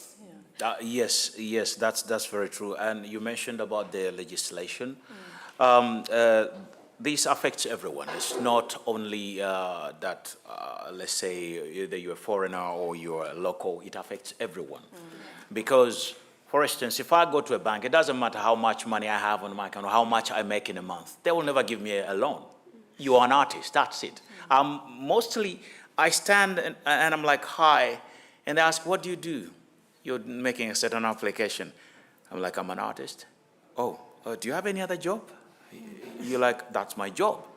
Now, it shows you that the system has not, and that is actually worldwide, I could say, that we are not recognized as, let's say, as an institute that, let's say, it's a job, like any other, like IT or whatever. And once that could be set, that the government agreed that actually as an artist, as long as you earn this amount of money, like in a month, that should be like, it should help you to go either get bank loans, guarantees, and all different things. I think that will help us actually push through on so many things, you know? And yeah, courage. We have to recognize our values, our value, or our worth. We have to know. And that is the first thing I learned already. When you come to me and you say this is, I'm like, no, sorry, go find another Mad Eyes, you know? So, yeah. And once people start to recognize that actually you know what you are worth, then they respect that. And slowly by slowly you start getting the payment that in a way you are comfortable with. You know? Anne, would you like to add on to that? Yeah, so it never kind of stops when you have that payment, the money in your hand.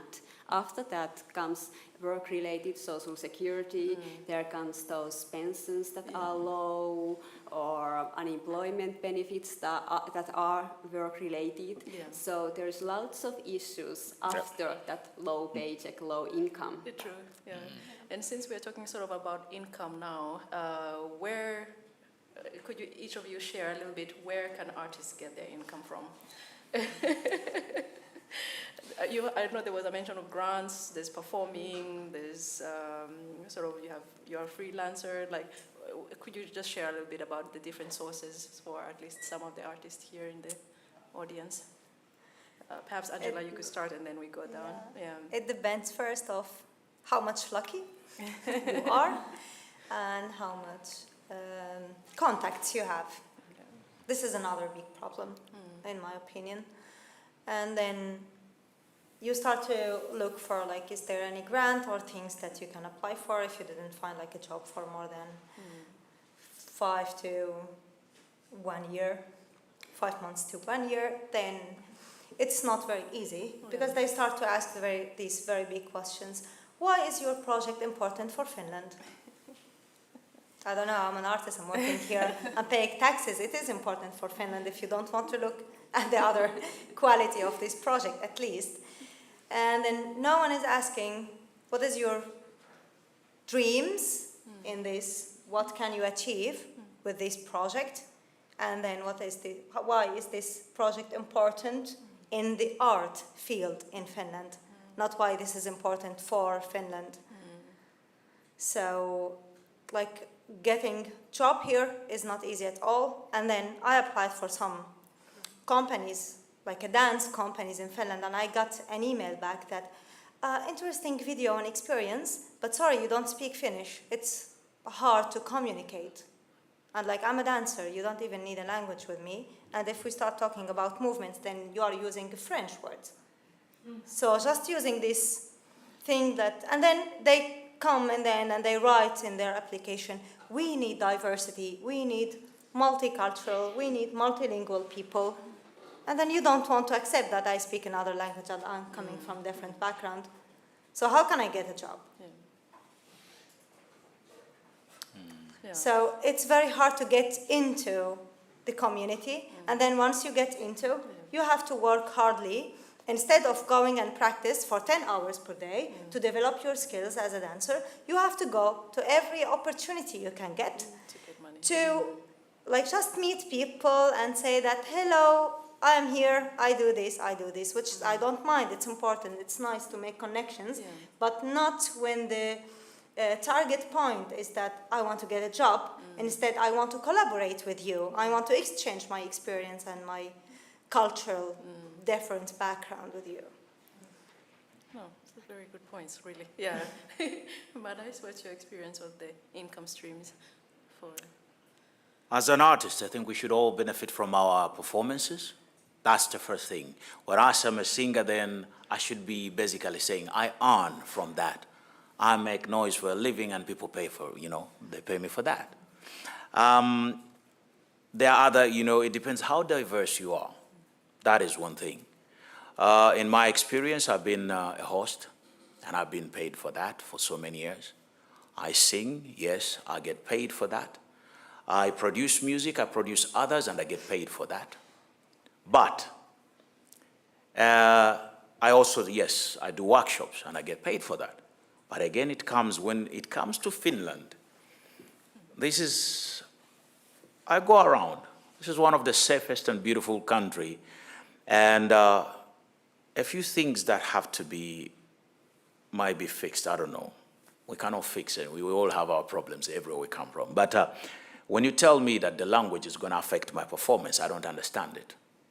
Because every performance I've done since I got to this country, I sing in my own language. And people are screaming, some are crying, and I'm like, what the heck are you laughing? Why are you crying? But they're enjoying it.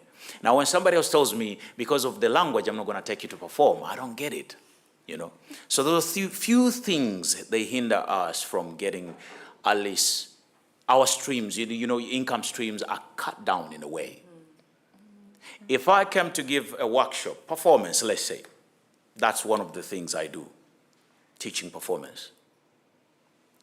My Finnish is sufficient enough to tell a kid or anyone who is into performance that these are your mistakes, this is how we work on them. I don't need any language to use in the parliament and all to talk to the nation or whatever it is. But still there's always those things of you don't speak good enough, we will see, But it should be that we earn from our own experiences and how good we are at what we do. We should be able to earn from that. And hosting, I've only been able to host only English events. Because every time they come to me, hey, we want you as a host, but do you speak Finnish? I'm like, kyllä, mä puhun, mutta ei tarpeeksi. Oh, noni, soitellaan. Then I'm like, okay, there goes my gig, okay? And diversity, yes, we need more diversity, and I know, yes, when it comes to grants, I think one day we had a discussion with Miriam, I give up on those. I finance my everything. I will go around because every application that I put in, I was always told I'm not professional enough. And I was like wondering, who is that person judging how professional I am? 10, 15 years, I'm not professional enough for you to sponsor my album. I was like, wow, how professional do you want me to be? So I got such kind of answers, this doesn't fit, this doesn't, elevate what we're looking for. I'm like, okay, culture, diversity, and promotion, but I don't fit in. Then I decided I finance my everything. And it is sad, but I have also some other friends who are doing the same. They gave up. Why? Because of the one thing, language. Now, I don't know, you work for TAIC, and any other organization which is into funding. Those are a few things that we need to be looked at. Who is the person deciding who is a professional, who is not?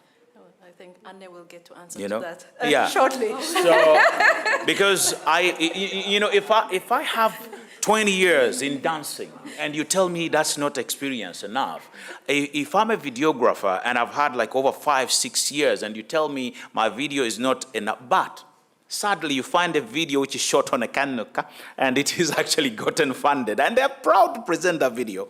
You're like, this got funded and this thing get, wow.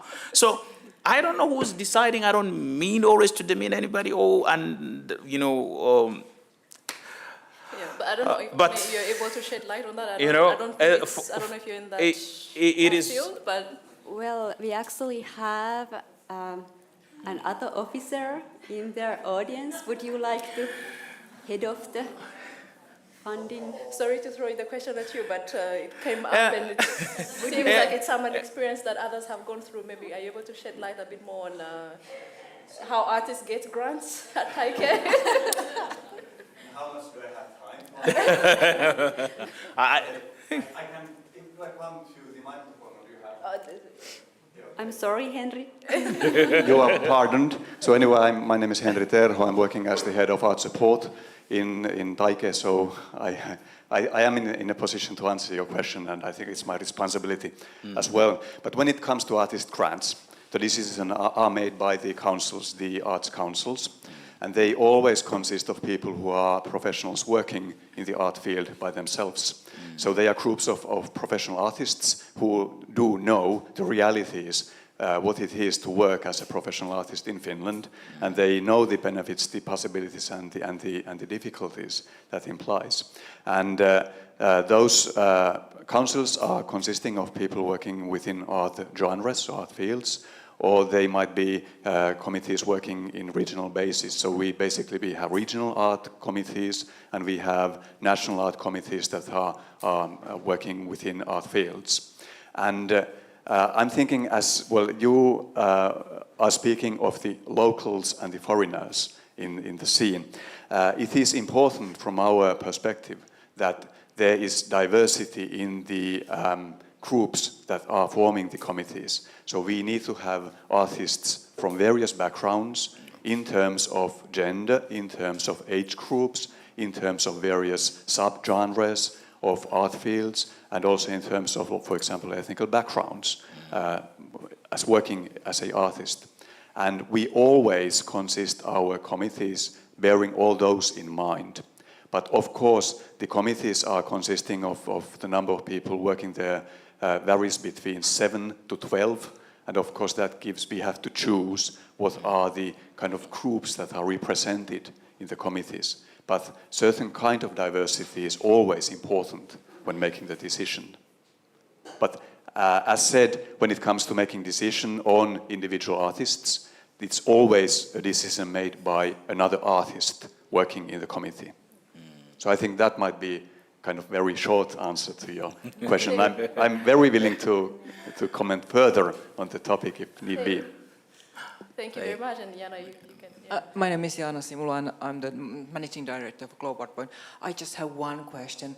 What are your language requirements? For those people working in the committees? Because we are just trying to propose them, so... Oh yes. This is actually a very current issue, since this is the month to make proposals for the members of the new committees. The working language of the committees is Finnish. And that is something that we have to kind of admit, and that is how it happens. But it means that we have people, let's say, I'm now thinking of the foreign-born artists working in Finland. We have people in each of the committee who can still also communicate in Finnish in the meetings and can read also applications in Finnish, but the working language of the meetings is unfortunately Finnish. But we are making efforts to find people who can also bring the background, the information, what it is to work as a foreign-born artist in Finland. And I am also now kind of turning towards Jana, because I think it is to a certain extent also the responsibilities of Global Art Point and relevant organizations kind of to propose us people who can kind of combine the language skills and the foreign-born artists kind of understanding what it is to be a foreign-born artist in Finland. Thank you, Henri. And, perhaps Madais? He speaks Finnish. I don't know is your Finnish that good? Thank you, Jana. And thank you, sir, for your answers. I think I wouldn't say that I'm pinpointing, let's say, to Taik or whoever, but through the years I've been trying to apply in several, I tried, not been trying. I tried those couple of years, and I was like, you know what, doesn't make any sense. I have my money, I'll do that. However, we all need extra money. We all need that extra coin. So, and then I started asking myself, is there anybody on those boards who sit who's just like me, or anybody else like Njara? We just come in here.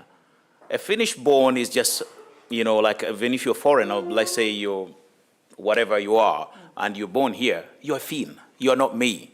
I just came in. My experience is very different from yours. You are born here, you understand the language so proper than me. Now, when we send in the applications, there is always lost in translation. what you say, and we try to put it in English, and then we think we understand it, and we don't understand it. So I write my application. When I send it to somebody, tells you, no, that was wrong. This is what they asked. This is what it should be. So it is so confusing. Then I'm like, okay, then maybe in the committee there should be always someone who's confused as me, and then can highlight, you know, or there should be somewhere someone who, I don't know. But anyway, that is for you, as you said, you're thinking about it, but also we need to be, because we are always lost in the language. And at the end of the day, we say we don't want, but since you said maybe I'll try to apply again. Maybe before we open it up to the audience, Aura and Anna, maybe you could share with us your point of view on the income streams. You haven't gotten to answer that, and then we can open it up to the audience. Yeah. So, sorry, I have something in my throat. But well, one thing that I want to kind of point out is the exhibition payment, which is kind of the new model or new system for artists to get paid for the preparatory work done for museum exhibitions. And that is something that is kind of also, it's something that changed the culture as well, and changed the point of view of it. It's a one thing that tackles the issue of free work. Because it used to be so that when visual artists shows their works in museums, they don't get paid for the work that they do before the exhibition. For example, they collaborate with the social media. They are there taking some audience tours or so on. But now with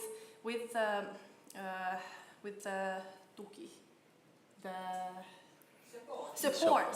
Thank you. With the support of the Ministry of Education and Culture, we have now the exhibition payment, and that is something that is a new way. Does it apply to us too? Well, if you have an exhibition in a museum. Okay, good. I'm again confused. You might need to explore that during the networking a little bit. Yeah. And Annette, you have some? Yeah, well, about income. Well, artist income comes from multiple resources. Of course, we know that grants, there's work done as entrepreneur, different multiple gigs there and there, and there is work made as employee, paycheck and so on, and there is social security as well. That is shown in researches. And well, in Finland, we love our numbers. We all know that artist income is low, but I just say few numbers because we love those. In research made 2020, so that artist average income in a year is 21% said it's less than 10,000 euros in 1 year. Well, whoa, yeah. Average income. That's kind of low. Very low. And what comes to sources where that income comes, now the new research, Art and Culture Barometer, just launched a few weeks ago, shown that 65% of artists are having second job in somewhere other than in culture industry, in some point of their working life. So 65% don't get their income from the art theory. Also, in the same research, 90% of the artists said that the amount of work done it doesn't correlate with the paycheck that they get. That's a huge number as well. Yeah. That's a lot of unsatisfied people. And it's very true. Yes. And you can recognize that. Also add on to that?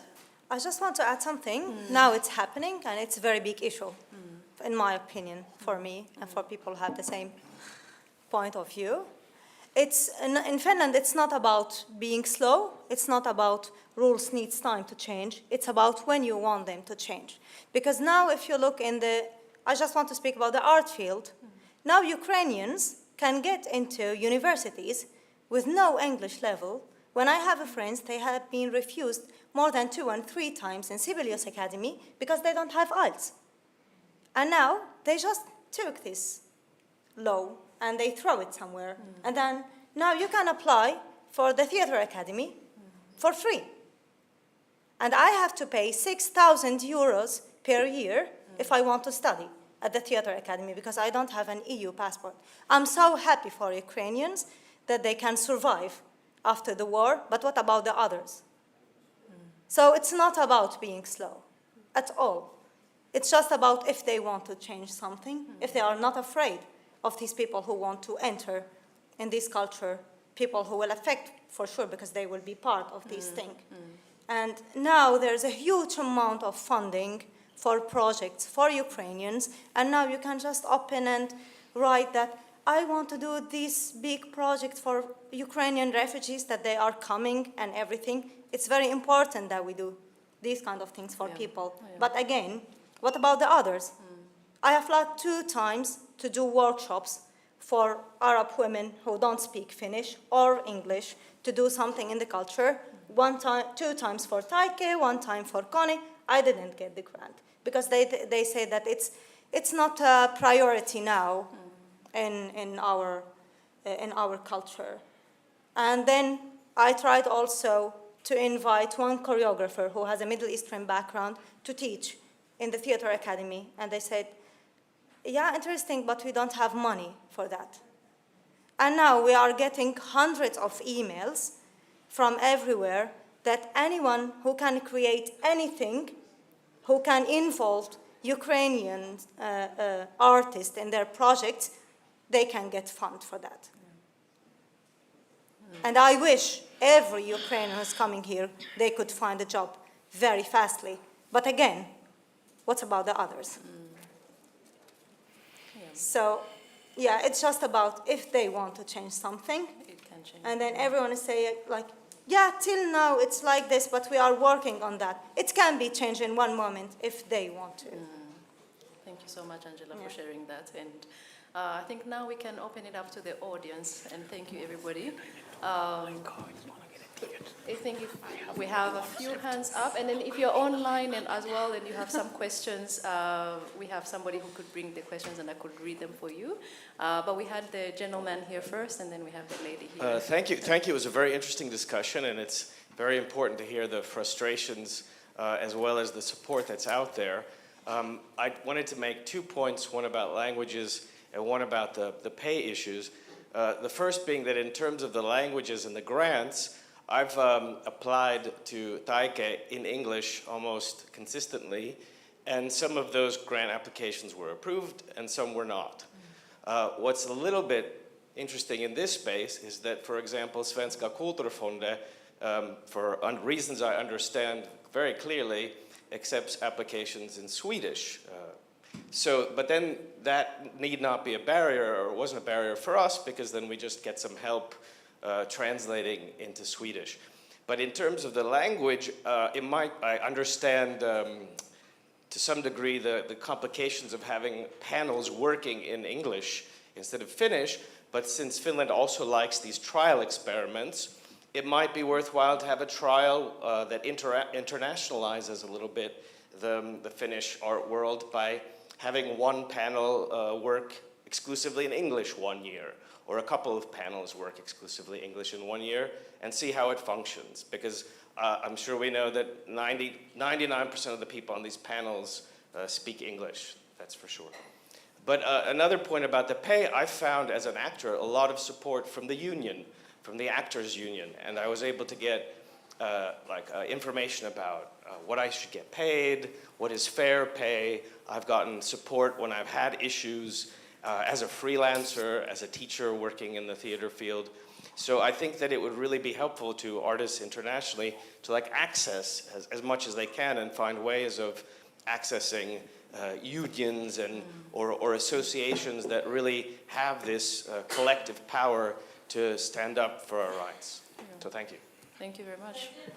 I guess that's some way of getting some bargaining power in that way. There was the lady here who had her hands up, here at the front.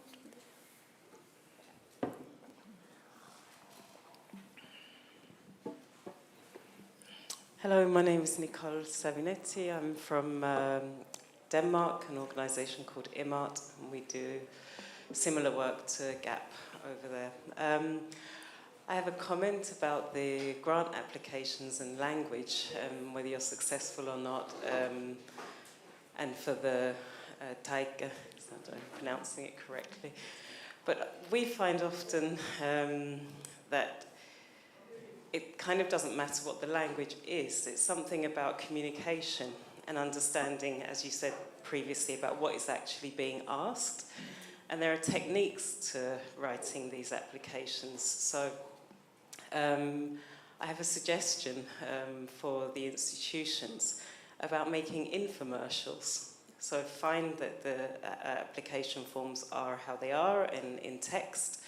But if you have text, like the text there, and then someone writes in their text, and then you write back to them, sometimes writing is just not adequate when there's a communication issue. So doing infomercials where you explain what is being asked in the different questions could be a way of assisting people who maybe English isn't even their first or second or third language, and Finnish the same. Sometimes, I mean, it's art.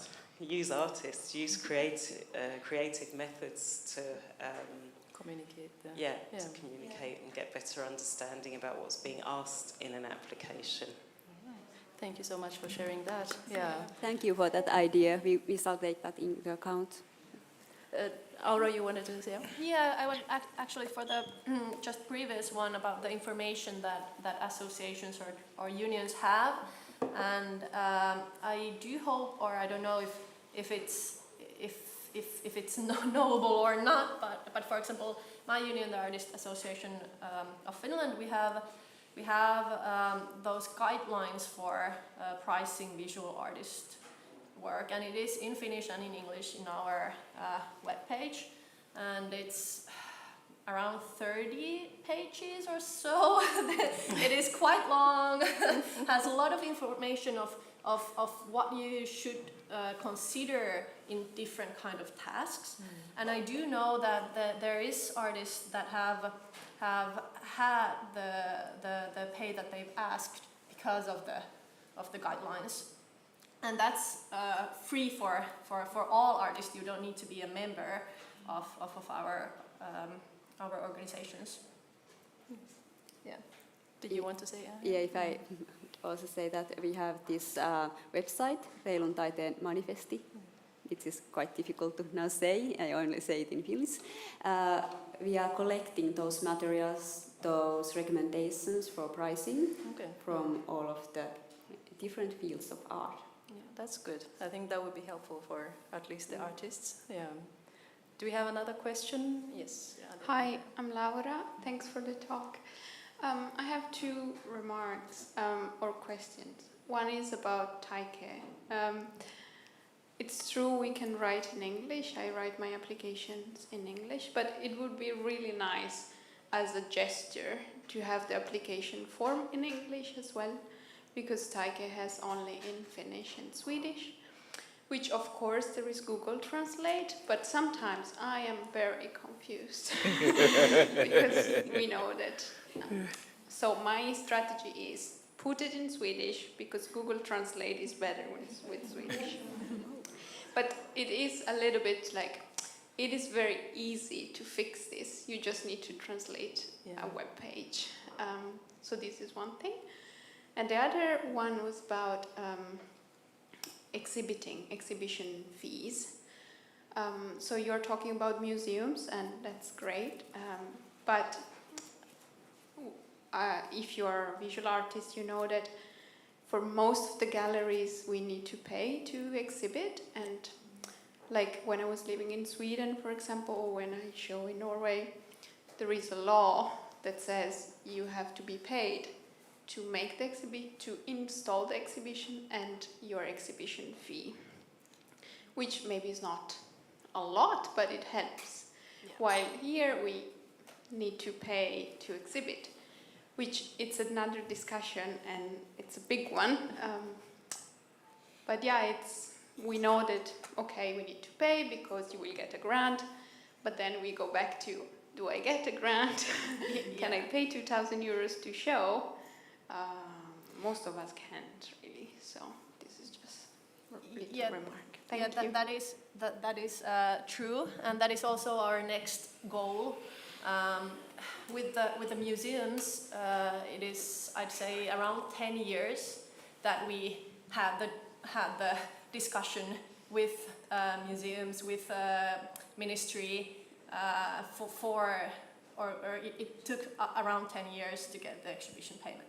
And now we are thinking like next 10 years.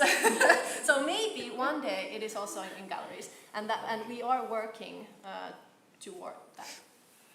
10 years sounds like a long time. Yeah, I know. Yeah, hopefully sooner. Yeah, hopefully a bit sooner. But what about the grant forms being in English at Taike? Okay, we have one online question.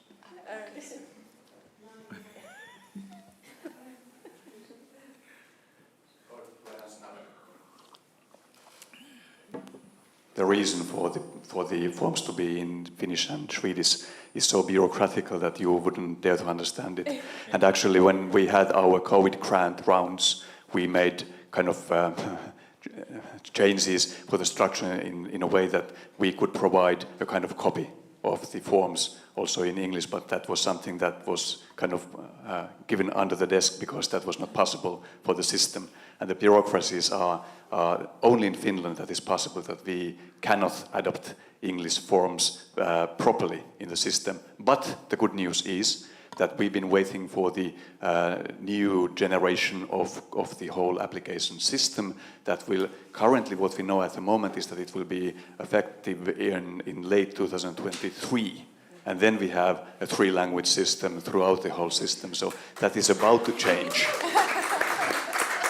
All the way. Great. There was a question from online? Yeah, there is one online question. So Stephen Bathurst, I keep getting emails from companies interested in using me to record native English voiceovers. They want me to name my price. I send over giving the Actors Union minimum pay for voiceover work. I never hear back. This has happened 3 times. I know there are about 10 native English trained actors in the whole country. I don't think any of us will be undercutting the union. And then what should I do? Maybe to Anne and Aura, yes, maybe? This is quite a common issue with translators. So translators have the same kind of issues that in culture sector in otherwise as well. And joint negotiation hopefully will have some resolutions for this in future. Does anyone else have an answer to that? Or so? Thank you. We still have a bit of time for one. I have a question. Sure, go ahead. Hello everyone, I'm Alex, I'm the project manager at Globart Point, and actually my question is going to Henry. Back to the forums, I'm sorry, I was just wondering that, okay, maybe it doesn't have to be in a legislation that it's in English, but sometimes, you know, when you have forums, there is this question mark that when you hover over, it tells you what the question means. So could maybe the English be added there? Or is there no way to just have... The forum could be in Finnish, but maybe there could be example of the English questions. Should I write to you later? Yeah, good. All right. I think maybe before, if there's no more questions, I think we could ask our panelists to sort of give us their final take on how would you propose to make fair pay a reality? Maybe just some last words, maybe before we close. We could start with Anne, and then we go this way. How would you propose we make fair pay a reality? Well, that's nice to be the first one. I think we just need that collective power, and we need to talk openly with this, with pricing and with issues about that. That is very important. And we can also follow what is done in European level as a whole. There's same kind of initiatives in other countries in EU as well as we have in Finland, Fair Pay, Fair Art Campaign. Okay. All right. Thank you for that. Yeah. Yeah, I would actually also answer the collective bargaining, but the second thing that is now very important for the whole culture field is the new copyright law, and we are going to have a new copyright law beginning of January next year, and now it looks so that for example there's going to be a new kind of phrase of the theory of the principle that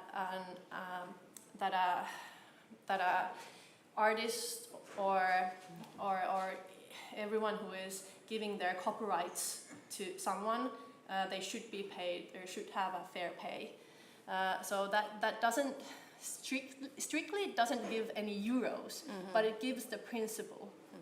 And it is important that the law, when it comes, it has the sentence about the principle of the fair pay in the copyright field. That's a good addition, I think. Yeah. What about you, Mad Eyes? What are the last words on? I think, first of all, the ones who are hiring us, they should recognize that we are just like them when they sit, let's say, in the offices or anywhere, that they get a salary. And this is also where we get our, food. This is our bread. So when you come to me that you want me to do something for you, then first remember that this person is just like me. He has to feed his family or whatever it is. So I should propose something which is, in a way, worth their time. And they should remember also that we spend so much time creating the art that we present to everyone. What you don't see, we put in too much. The 15 minutes less of hard dancing is gonna take you hours and hours. One song that I'll write and produce is gonna take me, I don't know, I'm spending a lot of money in a studio. A studio is not cheap. Forget about the bedroom studios. Where I work, at least you have 600 euros per day plus VAT. You pay the sound engineer on top of that. Now, I'm not spending only one day. I have to spend enough days in order to be comfortable to write, to have the songs produced in the right way.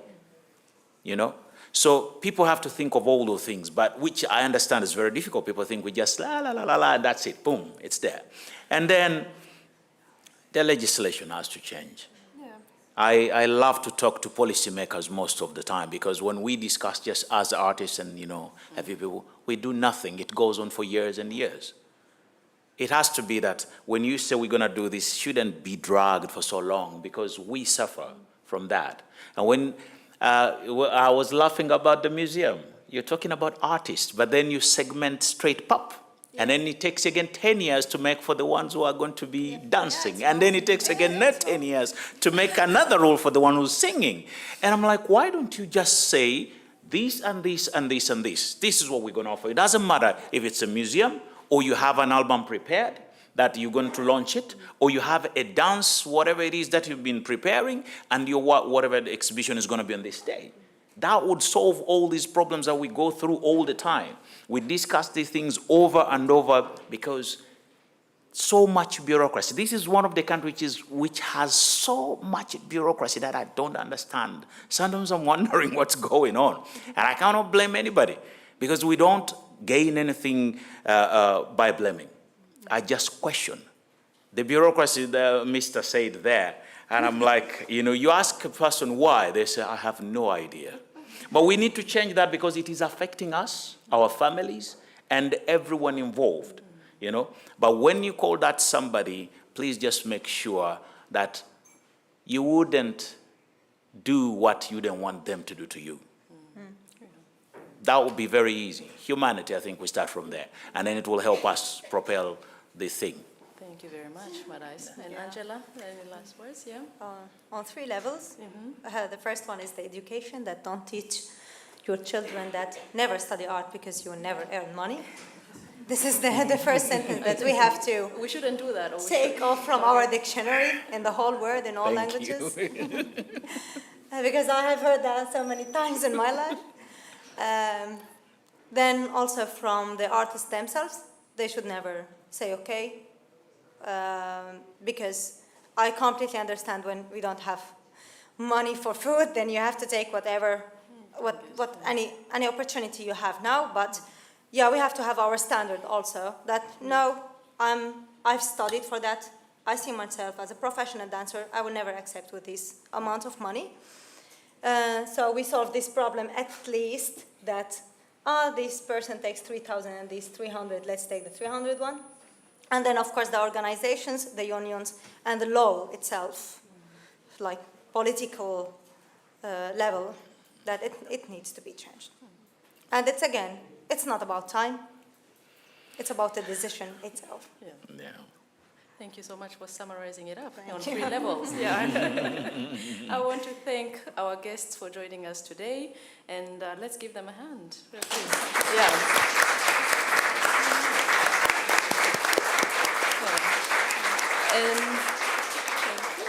And I believe they will still be around here, so if you have questions for any of them, you can just grab them and inquire something more from each before they depart. Thank you so much for a wonderful session. Cheers.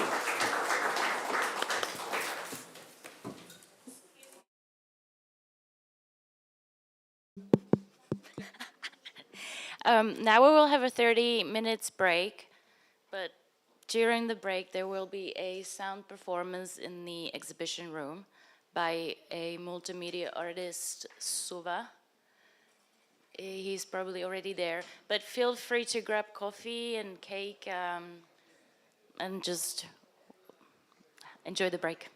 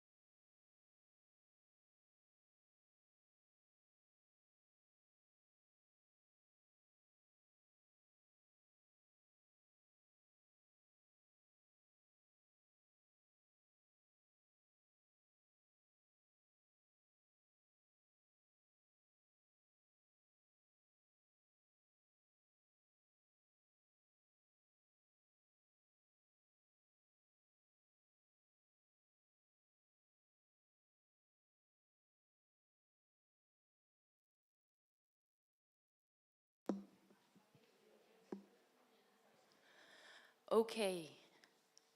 Hello again. I'm Alex, if you forgot my name. In the next session, we are going to dream about the future. The session is hosted by Tampere Intercultural Art members, drama instructor and educator Mia Saapi, over there, and independent artist, learning and development coordinator Zeynep Kainer.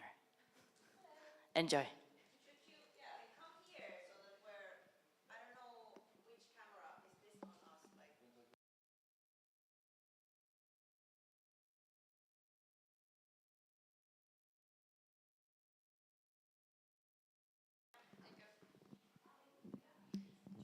Yeah. Hello, everybody.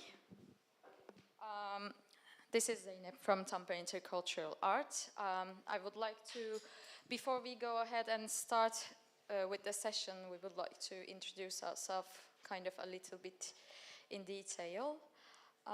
With Tampere Intercultural Art, what we are trying to do is basically we're working with international artists in collaboration with Finnish artists to bring out intercultural dialogue and use artistic and pedagogical tools to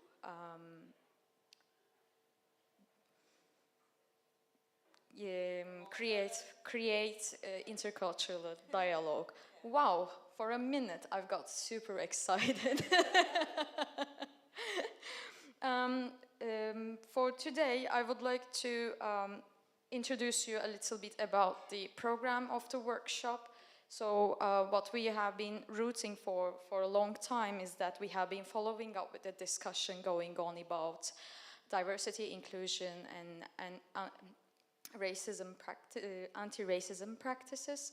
And now that we have been talking about the future of the industry in the Finnish context, with this workshop we would like to work together with the participants in the audience and as well as those who are joining us in the online environment to kind of take a look at what type of contribution we can make to make this future happen, in the sense that it is a collective, if it can become a collective goal.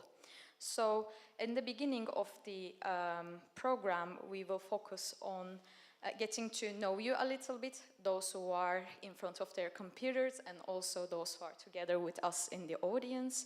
And then we will move on and see what type of skills, what type of goals we can build together and maybe even help each other out to reach those target goals that will make the future of art and culture in the Finnish context. Without further ado, I would like to kickstart this process. At the very beginning of the workshop, we would like to start with a very simple and dear question about your childhood, because we know this has a lot to do with the type of people we would like to become today and in the future. So the question is, what kind of dreams stuck with you and what kind of dreams you had that brought you up and motivated to become the person you are today, participating in this industry. And please remember, while we were reflecting on this, we will try to stick around to the idea that this inner childhood and how we never really focused on the type of obstacles we may encounter as becoming adults. And we will try to focus on the type of things that we can do, dreams and future goals as in connection with that childhood dream. And I will pass the microphone, Mia, to move on to the next one. Okay, do you want me to introduce myself now, or like should we talk a bit about how we're gonna do this, or? If you would like to introduce yourself, yes. Yeah, I mean, we kind of went ahead a bit already, but I will start from there, so maybe we will like feel a bit less confused about everything. So my name is Mia. I'm from Tampere, and I'm a drama instructor. That's my first occupation, and then mainly I've done education through drama and art methods. And lately, for the past 5 years or so, I've been focusing on questions of diversity, inclusion through art and drama education also. And this kind of method, well, I will talk about that later, but then here is Jana, who is also a part of Tampere Intercultural Art, and also our online participants now can see who they are talking to online. Would you like to tell something about yourself? Yeah, sure. I mean, as you already told, I'm Jana. I'm from Tampere Multicultural Art, and I'm a translator by education, but I've also done different kinds of jobs, and my current employment is an international project called Agents of Change, Mediating Minorities, and I also work for HIAP. I recently graduated as diversity agent, so these topics that Tampere Intercultural Art is promoting is very dear to me, and I live in Tampere, so it feels that it's very important to do this kind of job also outside of the capital region. So yeah, thank you, and for those who are participating online, I will be with you today. Yes. So now for you guys, as Zeynep asked, and also online you can think about this. What did you want to become? When you were a kid, we all had this, like, when I grow up, I want to be what? What was that first childhood dream job that you had? And now, do you want to share? I was thinking maybe you like take a pair and discuss for a bit and share, but yeah, if you shout out, then maybe I have to pass the microphone to you. Yeah. Hey, let's do like this, like take someone who is near to you and just like for a brief moment share this brief information. Yes, let's do it.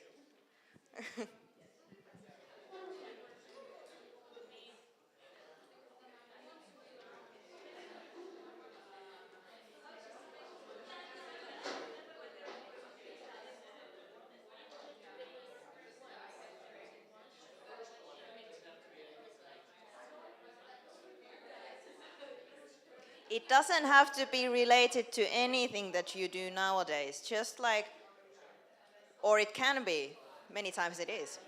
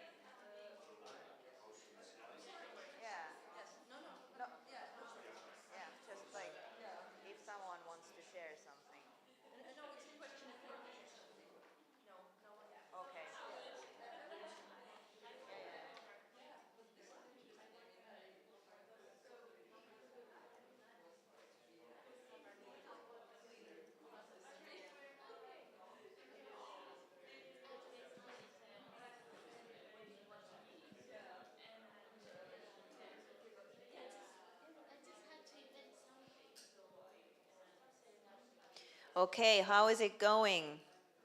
Have everyone had to turn to say something? What did you find out? Did you have like similar goals?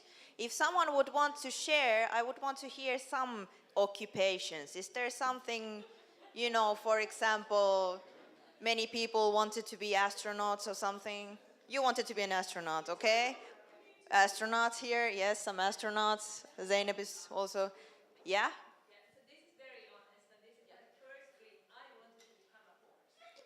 You wanted to become a horse. Okay.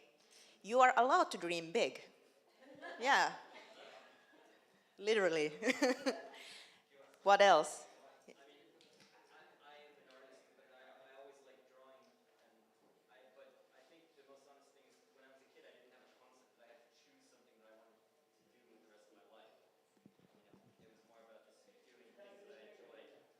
You wanted to just do things that you enjoyed, not any specific occupation. Drawing. Okay, cool. What else? Who wants to say something? I wanted to clean the streets, to wake up really early and, you know, like plow the snow. Jana wanted to clean the streets and plow the snow. I knew this from before, and I think it's one of the most interesting things I've ever heard. But, yeah. Now this one you can like think for yourself, like, is there something maybe that stuck with you from the dream? From being a horse, for example. Like, is there something in your current occupation of profession that stuck with you from that dream that you had? Some qualities or a feeling, something that, I don't know, why did you want to apply for the current job you have, or why have you chose to be in the kind of projects you do now, for example? This is just like a thing to think. But the reason I wanted to ask you this is because I want you to remember the kind of freedom that there is when you're a kid and you're just sort of dreaming big and not having any challenges. Like, for example, I want to be a horse. You don't think like there's certain obstacles to that dream, but you just, you know, put it out there and, you know, not thinking about the challenges. Because for the next thing that we're gonna do, there is some materials there. There's markers and papers. I'm gonna actually Zeynep already distributed some for you. Originally, we thought about doing this in a manner that if there's some people who represent or work in the same organization, for example, you can do this part together in a group. But I don't know if that's the case. Is there someone here who is like working in the same place, or colleagues or anything? No. If not, then you can do an individual one. And what we're gonna do is we're gonna draw a star. And to that star, we're gonna have certain time periods, and under those time periods, you're gonna write some dreams and goals that you have. And for example, Zeynep is gonna show a really like the official design for this. This is not our invention. It's from Marja-Leena Toukonen, something not translated to English, but it's something called dream work, and it's used, for example, in career guidance. And yeah, something is happening there. But in the star, there is the time periods are 6 months, 12 months, 2 years, 5 years, 10 years.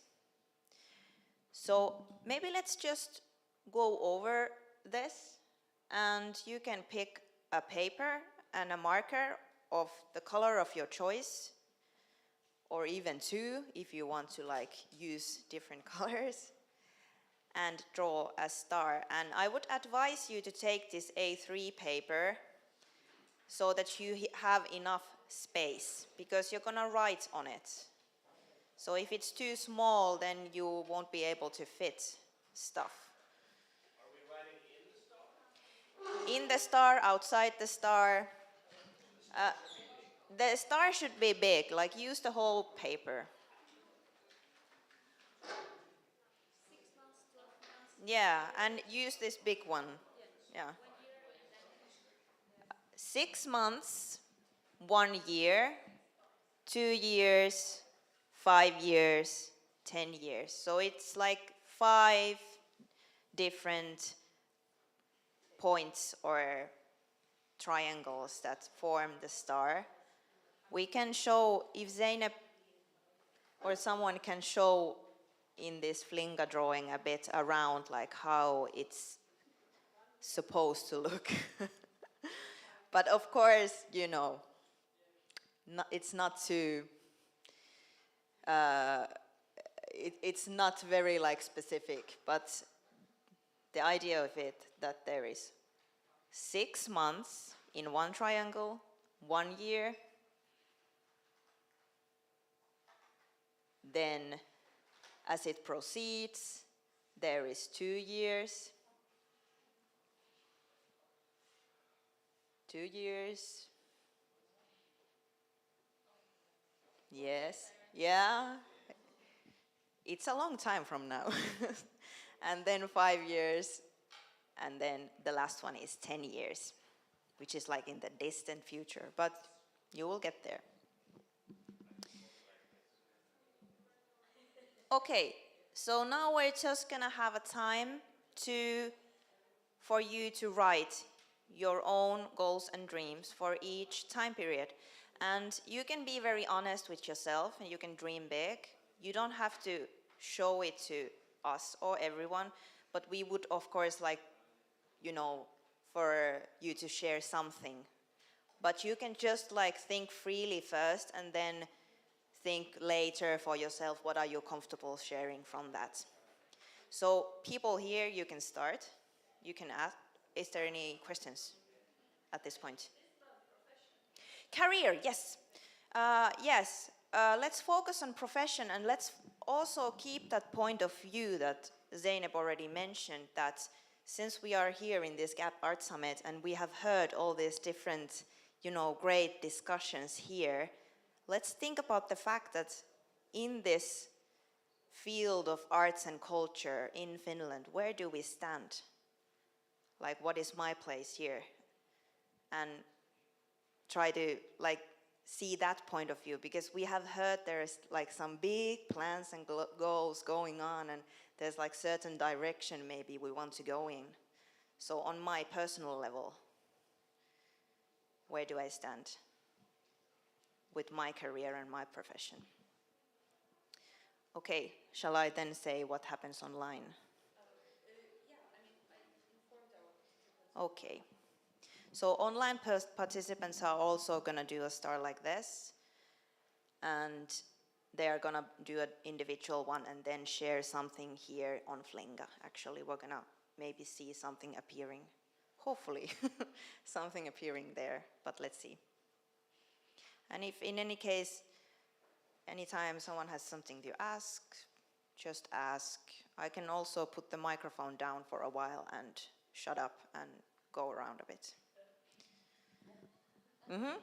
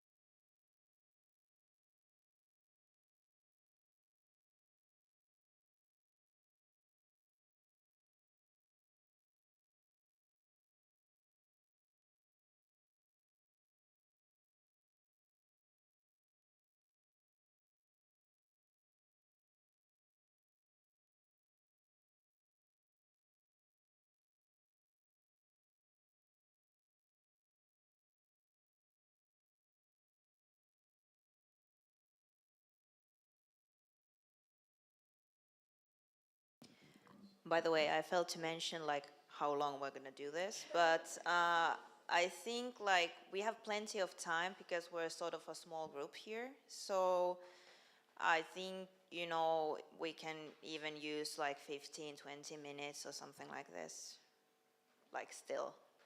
So, you know, you have time.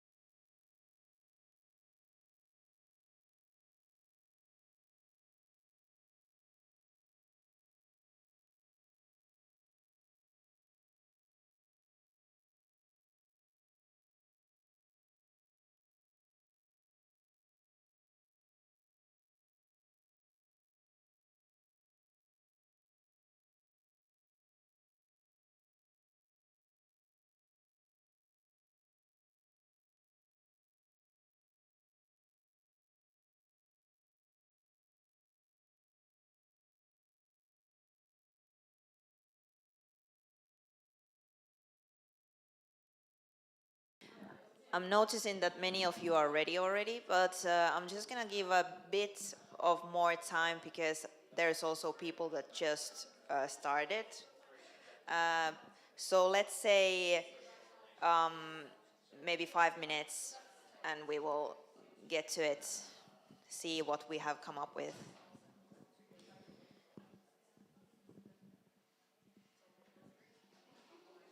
Meantime, you can maybe think like which parts of it would you be willing to share with the rest of us.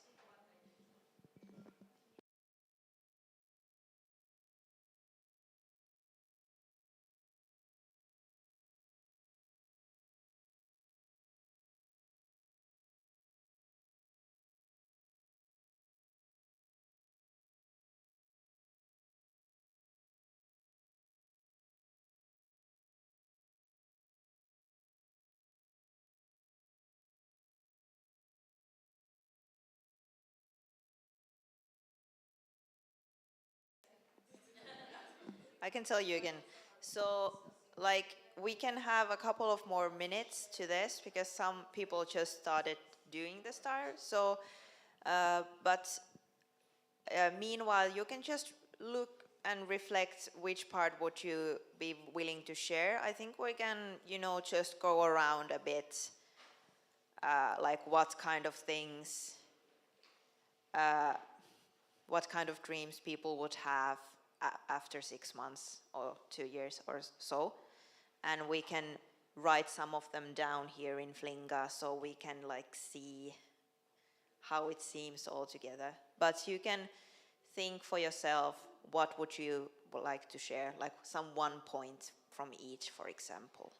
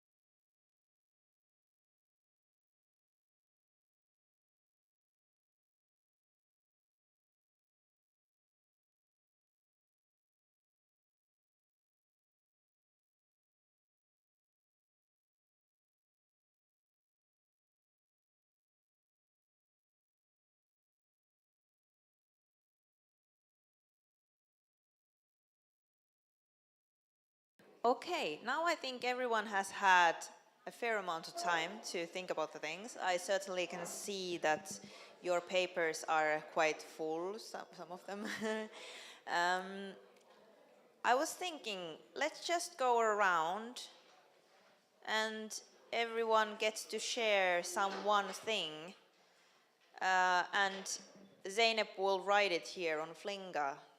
This is so that we will see how, how it turns out in bigger picture, maybe.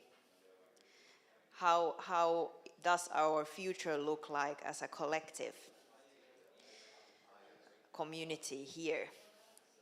So yeah, who would want to start? What sort of goals do you have for 6 months?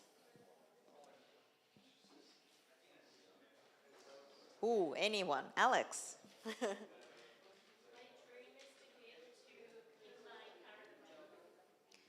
To keep your current job. That's always good. And not, an obvious thing also. I don't mean with you personally, but, in this industry, that's what I mean, yeah. Okay, and Zeynep is writing something, yes. What else in 6 months? Yeah?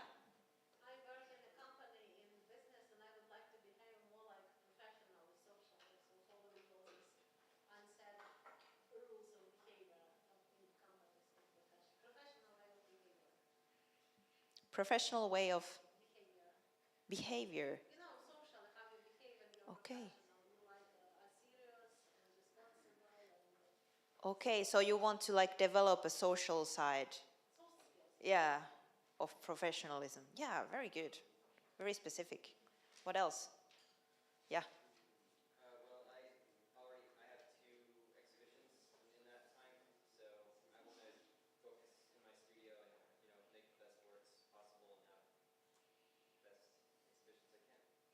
Focus in the studio and make the best exhibitions that you can. And then maybe take one of these courses from Orbis in something totally unrelated. Take one of the courses from Orbis. Okay. Okay. Yeah. Okay, I understand. What else? 6 months.